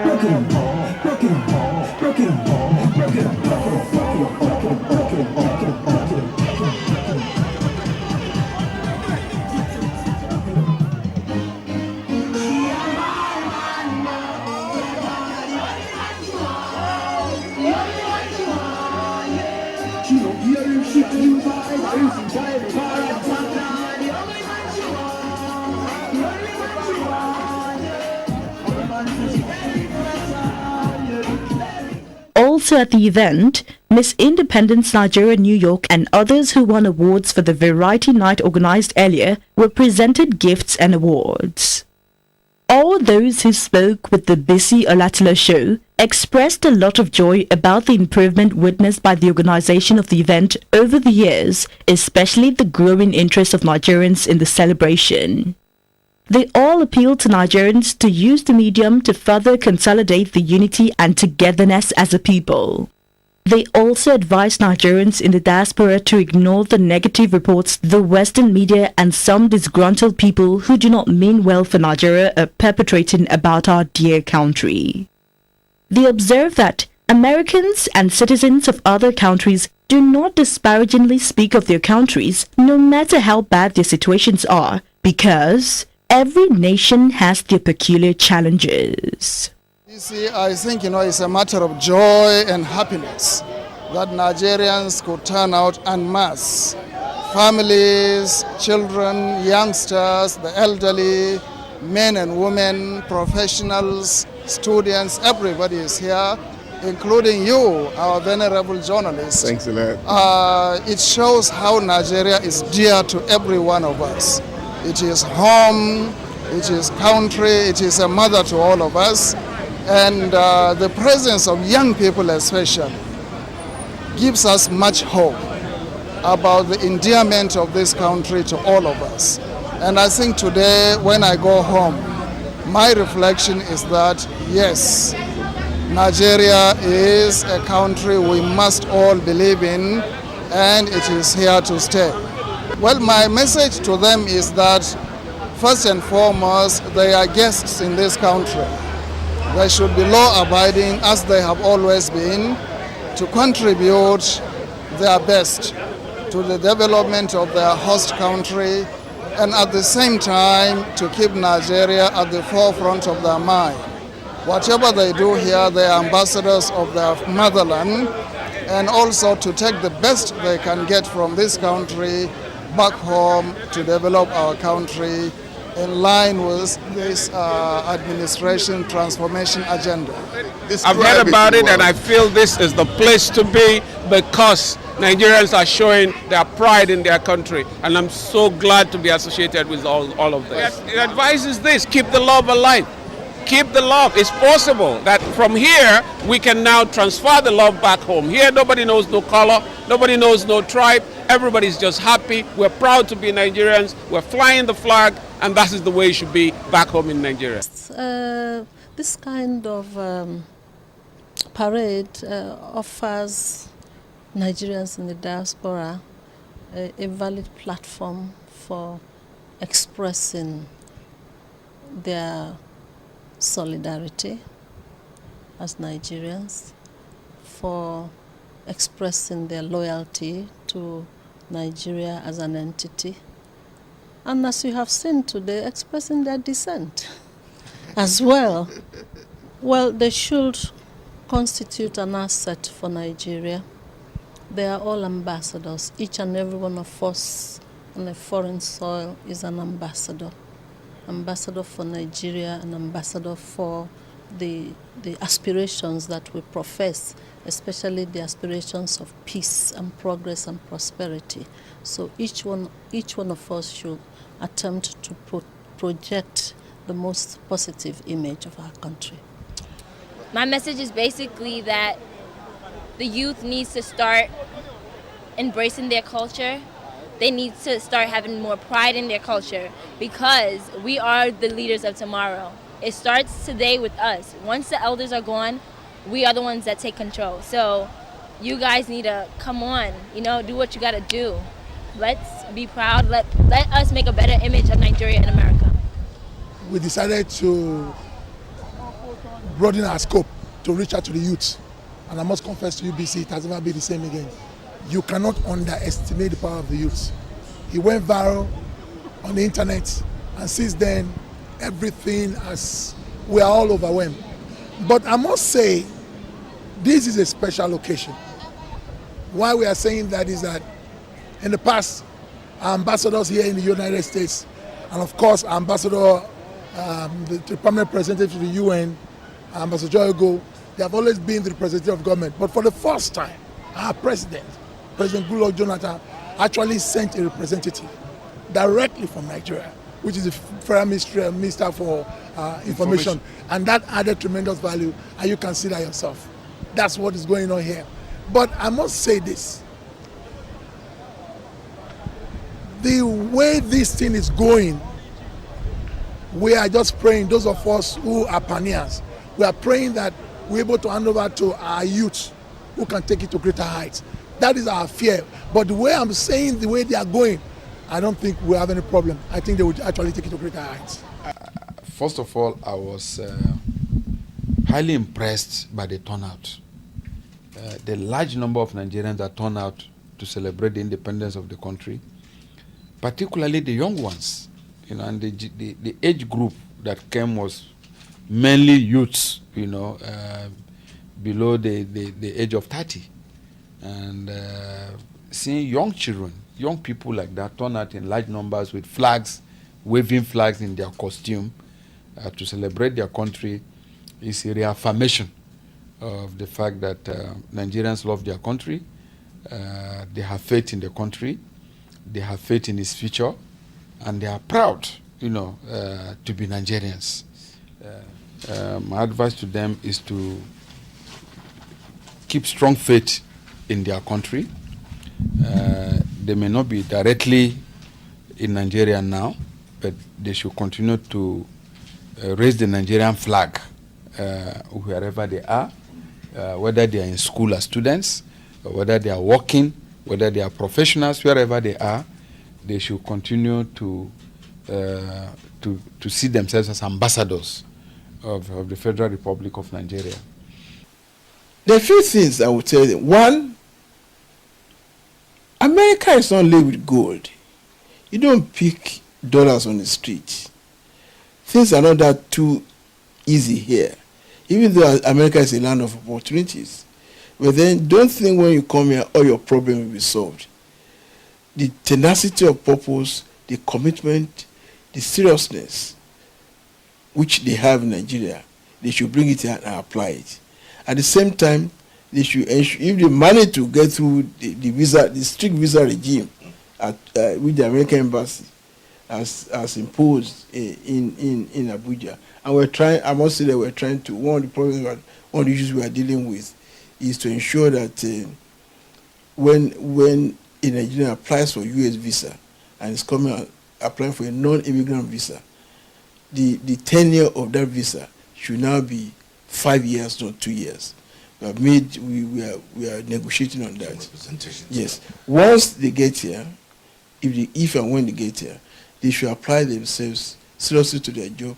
Be law abiding. America is a country of law. Be law abiding. Don't do what is forbidden by the law, or they are very strict on the law. But I know that when a typical Nigerian, we are very talented.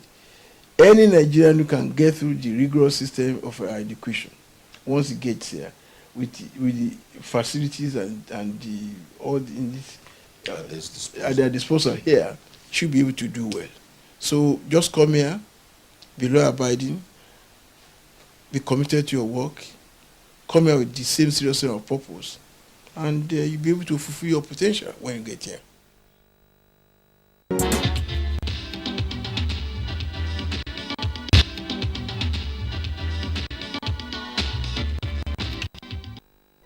In a show of patriotism, love and goodwill, the Encomium magazine, in collaboration with Primetime Jams and Kenny's Music, organized a night gig in celebration of the 52nd anniversary of Nigeria's independence. The All Songs and Dance Party for Nigeria at 52, which was held at the Anchor Events Place Ikeja, Lagos on the 1st of October 2012, and had in attendance renowned personalities in the media, entertainment and other social circles, actors, film producers, musicians, comedians and so on, has now become an annual ritual by the Encomium magazine and the Primetime Jams family. It was indeed a parade of green and white, as guests at the night gig had donned the national colors. As expected in a gathering of the most glamorous Nigerians, the fashion runway was gorgeous and long drawn, as most of the guests took time to take snapshots on the green carpet. The land is green, it's green, can't you see? The harvest is ready, 'cause the Lord of the harvest told me so. It's green for me. It's green for me. Standing alone can be a heavy load, but my vows I won't be breaking. A high point of the event was the cutting of the 52nd National Independence Day anniversary cake by various groups. The first to do the cutting of the anniversary cake was the group comprising Kunle Bakare, publisher of Encomium magazine, Kenny Ogumbe, CEO Kenny's Music, Dayo Adeneye D1, and two other guests who each represented each one of the letters in the word peace. We need peace, so we're going to spell peace, and there's every indication that we're going to have peace because every person here represents one letter of that word. Ladies and gentlemen, if you're ready with me, please let's go together. That this country will stand in unity as one from every sphere, north, south, east, west, every tribe shall know peace henceforth. Ladies and gentlemen, let's spell peace together. Are we ready? Are we ready? Let's P-E-A-C-E.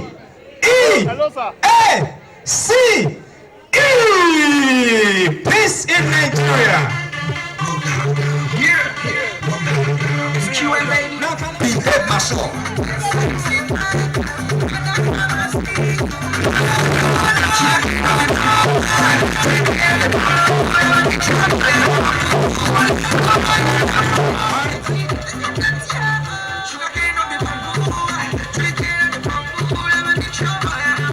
It is instructive that peace is what our nation most needs at this time of trials and overbearing security challenges. Also, groups of musicians and photojournalists joined in cutting the independence anniversary cake. A lot of music and dancing prevailed as DJ Jimmy Jatt supplied notable party tunes to the delight of the fun seekers who gyrated to the rhythm of the tunes, all in the beat to mark the 52nd anniversary of Nigeria's independence. First of all, you're the type of woman that stays on my mind. Walk down the street, every guy wanna jump on your behind. It's your seduction that makes sure that we stay in line. Sexual corruption, cause I'll kill anyone for your time. Yeah. Even though I make real dough, you're the reason there'll be more, yeah. Yeah. Even though I got much more, I don't mind if you chuck my body. Chuck my body. Chuck my body. Cause I don't care.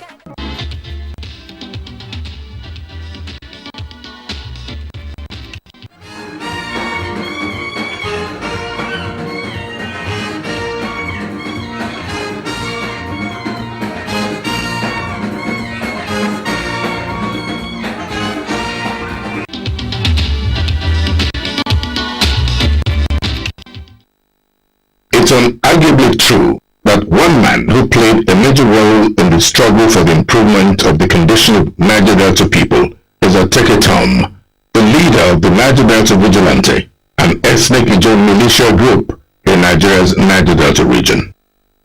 Ateke Tom played a pivotal role in the process that led to the amnesty granted the freedom fighters in the Niger Delta region at the time in response to the offer of clemency and rehabilitation to them by the federal government.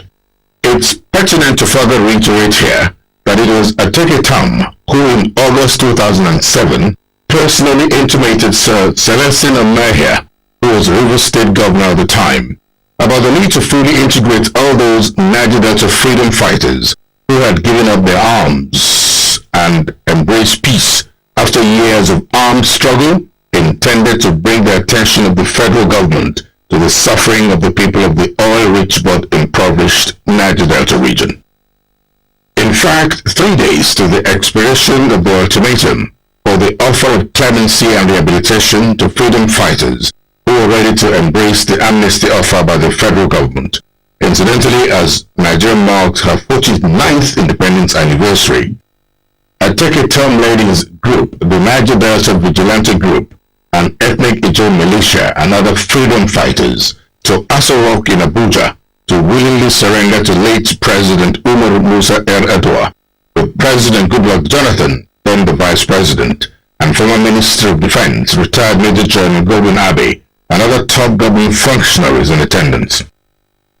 That bold, courageous, and patriotic move by Ateke Tom and other freedom fighters in the Niger Delta struggle would put a final stop to the violence and unrest that put the Niger Delta region negatively in global focus at the height of the struggle, has made Ateke Tom a worthy hero of his people in Okrika River State, the Niger Delta region, and Nigerians in general. Nigerians hope and pray that the Boko Haram insurgents who have kept some parts of Nigeria, especially the northeast, in perpetual siege since 2009, will soon toe the path of reason, like the Niger Delta freedom fighters, and embrace dialogue to end the untold hardship and sufferings those in the troubled area have been subjected to over the years. Ateke Tom, who has been described as the emancipator of the Niger Delta region, true friend of the youths, a very deep lover of the grassroots population, in his native Okrika town in Rivers State, was celebrated in a big way recently.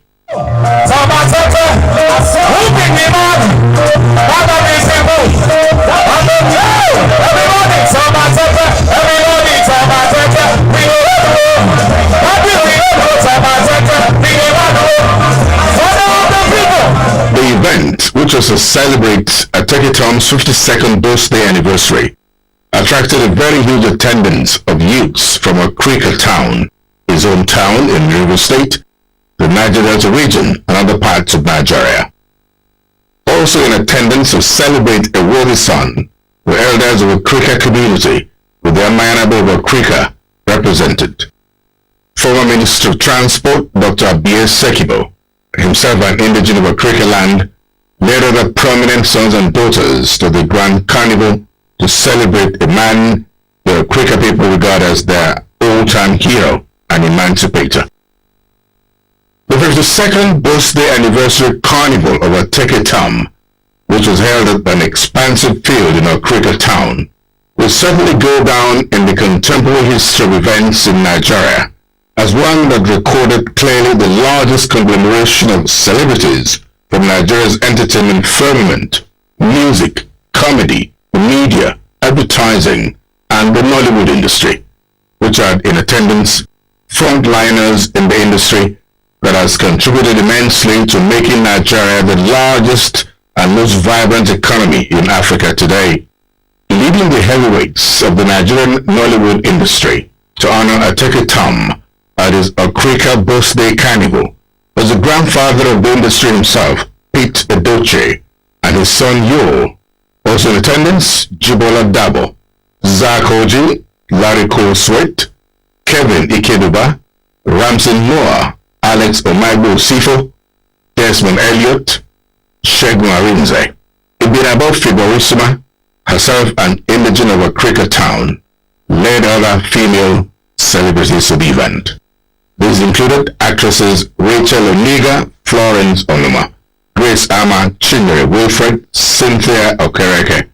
Other Nollywood stars that honored Atekitom's 52nd birthday anniversary included Victor Oswago, Prince Emekani, Amechi Monago, Steve Abel, Yemi Block, Sonny McDon, and Gentle Jack. The rubber dub master Ras Kimono led the League of Musicians to celebrate Atekitom at 52. There's also Sashina Peters, Daddy Shoki, Sonny Neji, Terry G, African China, Harry Song, Konga, Murphy Stevens, and Muji Oyetayo alias Mama Jasko. Joseph Benjamin, top celebrity compare and reality show host, was also there. Also there to honor the big man was ubiquitous female singer Lady IB, chairman, P-Man River State Chapter, who jokingly calls herself the governor of River State P-Man. Femi Ogedengbe, a leading film marketer and producer. Other prominent Niger Delta sons and daughters who honored the invitation of Atekitom's 52nd birthday anniversary in Okrika were Honorable Kingsley Kuku, President Jonathan's special advisor on Niger Delta and chairman of the Amnesty Program. There's also Anne Q. Briggs, Niger Delta activist. The Atekitom Birthday Carnival was characterized by very exciting cultural displays by different troops from Okrika land and other parts of the Niger Delta region. There's also a special wrestling competition and acrobatic displays. This, the youth say, is a major contribution to Atekitom's birthday, a man they consider as their major liberator from the shackles of unemployment and poverty.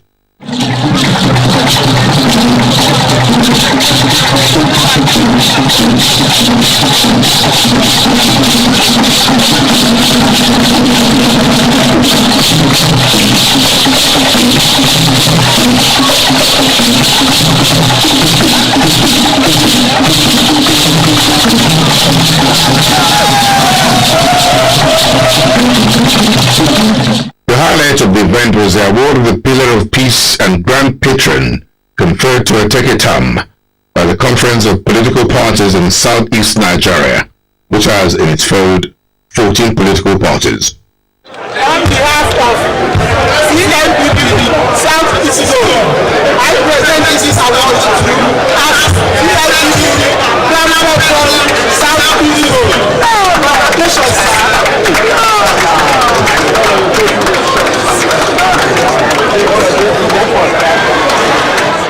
It is not unexpected that given the mood of the nation as we inch closer to the election period, that event will take a coloration of politics at some point. Indeed, many groups openly made overtures to Atekitom, urging him to present himself for the governorship race in Rivers State come 2015. On account of what they say is his wide acceptance and popularity among the people of Rivers State and the Niger Delta region. This, they argued, would be another way to pay him back for the deprivation he suffered and sacrifices he made in the years of struggle that had finally resulted in the freedom for Niger Delta people. Chief Atekitom, the Lion of Niger Delta, make you come contest. They beg you, make you contest. Come 2015. There was a special goodwill message from the Amayanobo of Okrika, in which Atekitom was heartily congratulated by the monarch for his selfless and genuine efforts to emancipate Niger Delta people. I also use this opportunity to encourage Chief Atekitom on behalf of the Amayanobo to please actualize his ambition in the year 2015. We all shall bring you. Thank you very much. Of course, pro-Goodluck Jonathan sentiments for a second term as president was very thick in the air, both in music and the body language of the people at that event. The attempt of Ateki Tom to cut his birthday cake in company of celebrities and Nollywood stars led by Pete Edochie was unsuccessful due to the huge crowd that surged forward to either touch, hug, or get close to him.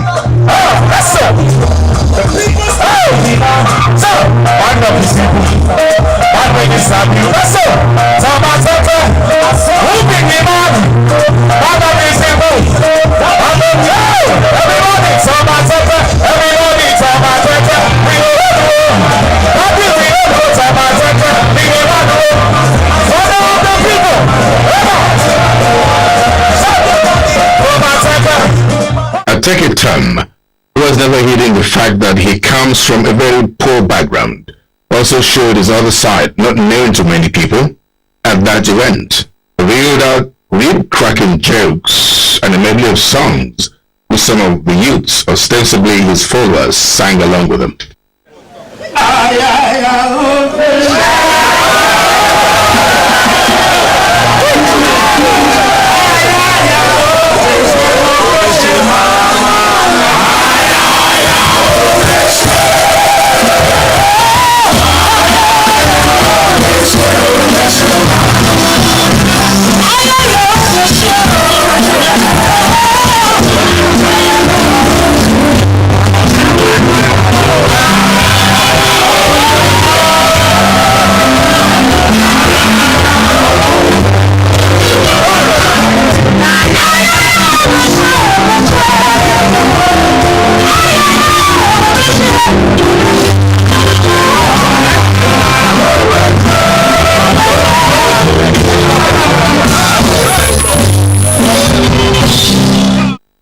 Entertainment and merrymaking unlimited at the Ateki Tom's 52nd birthday anniversary extravaganza in our Cricket town, as top musicians took turns to entertain the birthday boy Ateki Tom.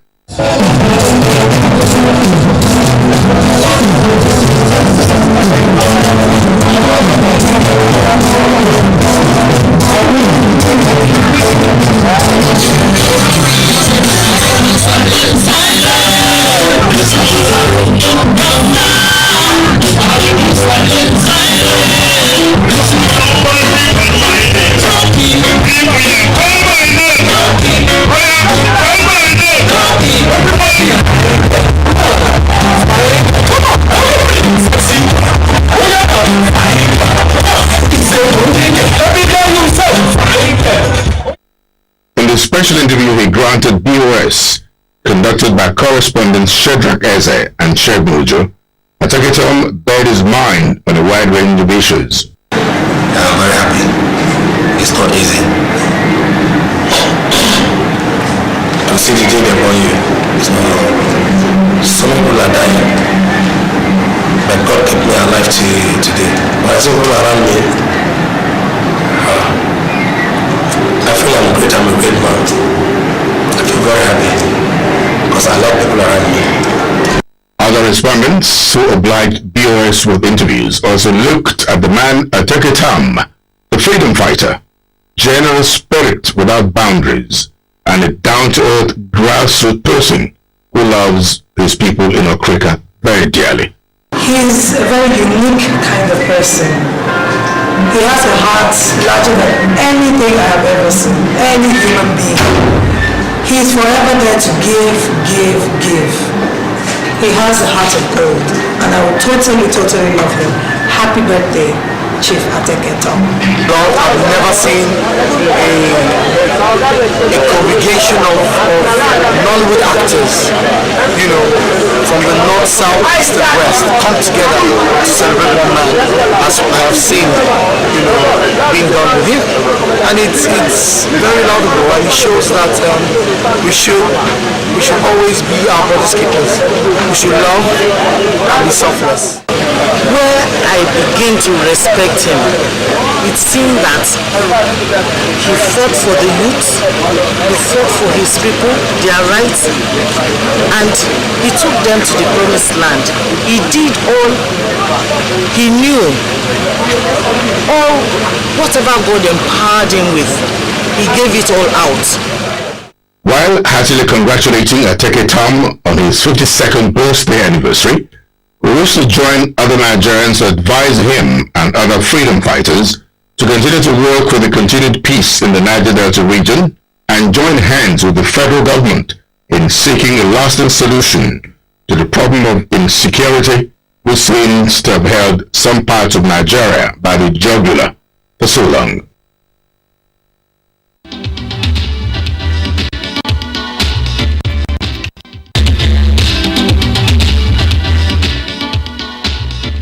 We're in the home of the Odessayas, and we're talking about Honorable Justice Michael Adeyinka Odesanya and his lovely wife of 52 years, would you believe this?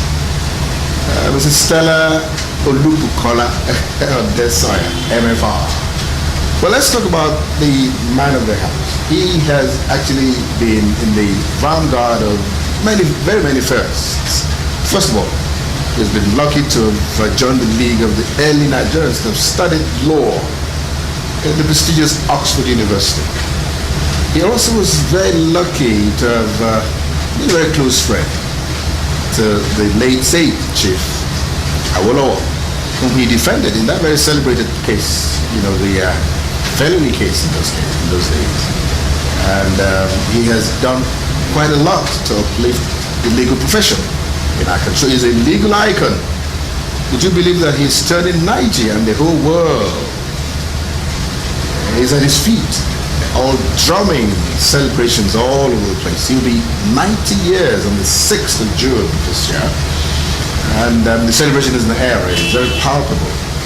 His wife of 52 years also has been lucky to have scored many firsts. One of the earliest permanent secretaries, female. I'm not too sure if she was the very first female permanent secretary in Lagos State, or she's just noted her formation. She's the very first one, and very many firsts. But I think they should tell their story themselves. It's better told by them. Well, let me first of all congratulate you, sir, and say welcome to the BC Election Show, sir. Thank you very much. God bless you, sir. Thank you. Sir, how does it feel to be 90 to start from that? Thank you. How does it feel? To be 90, sir. I'm very comfortable and no health problems, and I'm enjoying life, as I've been doing for the past 90 years. Glory be to God. All is well. God is with me, and no problems. No problems. Sir, I'd like us to go back memory lane. Yes. What life was like in your time. 90 odd years. Life has been most enjoyable, but there are problems in Lagos. Criminal problems, economic problems, social problems, and so on. But when you are in the midst of the people who love you, things can get better. Yes. I'm sure that if our viewers had the opportunity, they would want to ask you the question surrounding that celebrated case. The treasonable felony. The treasonable felony. Okay. Yes. It was really an unfortunate one. It was absolutely political. And the judge in the High Court, Justice Show and more, as well as the judges, the three, in the Supreme Court then, got a few things wrong. Now, Awolowo had many enemies in the country. The leader of the opposition in the federal parliament, and with ambitions to improve the lot of the common man, education, health, agriculture, and so on. And the judge in the High Court was almost a brother of the late Justice Adetokunbo Ademola, an enemy of Chief Obafemi Awolowo. Now, in the High Court, I made a submission. H.O. Davis backed me, you know, and Adewale Thompson, may so rest in peace. But he overruled, if not looking at the authorities in support of our submission. What was the submission? Now we told him, look, you had no preliminary trial in the magistrate's court. Therefore, you must give us proofs of evidence, of witnesses. Simple. The authorities are clear. But he said no. He overruled. So we all walked out of his court. And we went across to Sir Adetokunbo Ademola, who said, but you must give us the proofs of evidence. All right, I sent for him. He sent for the judge, and we don't know what they discussed. But when the judge came back, if anyone told him that 2 times 2 would make 3, he would say, yes, I agree. I agree with you. And for instance, when Professor O.S.D. Onobamiro gave evidence against Awolowo, he said, well, in his judgment, that an Ijebu man would not lie against an Ijebu man. So that whatever he said must be true. But Awolowo had Ijebu enemies, known to everybody. And in any case, I mean, it's not logical to say that a Ijebu man would not lie against an Ijebu man. So many pitfalls in the case, both in law and on the facts.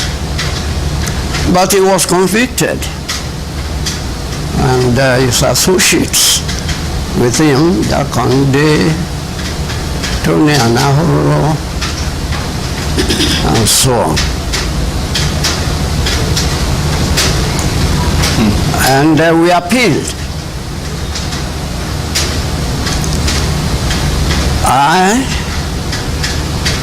Adewale Thompson, H.O. Davis had come out of the case, and the leader of the criminal bar, Victor Durand, D-U-R-A-N-D, in England, to argue the appeal of Chief Obafemi Awolowo.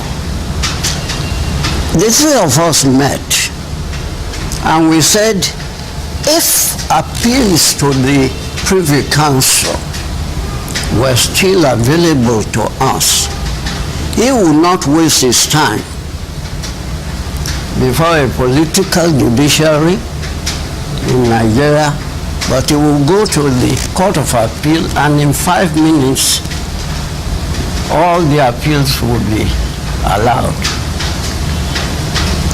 But we said, well, we stopped all that when we became independent, and for very good reasons. Our sovereignty wouldn't allow that, and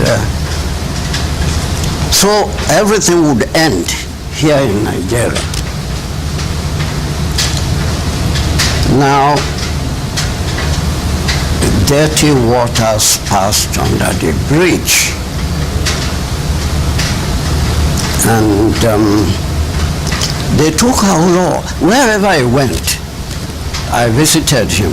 Calabar, yes, here in Lagos, but they took him to Lekki, Peninsula. In those days, the mosquitoes were like elephants.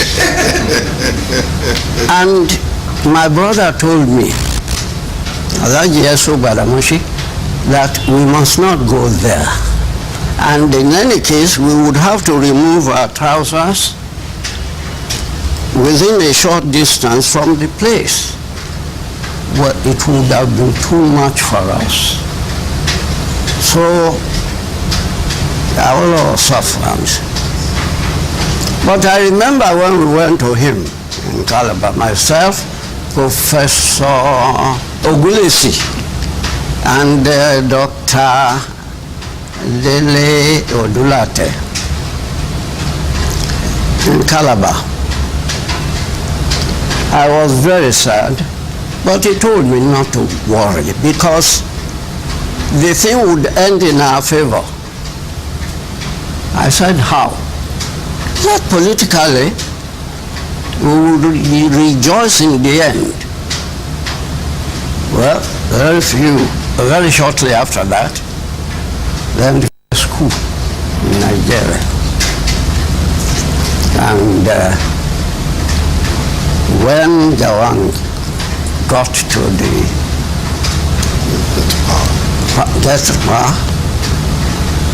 power, he discharged him, he released him, and powerful things Ifeoluwa did for this country in the short period of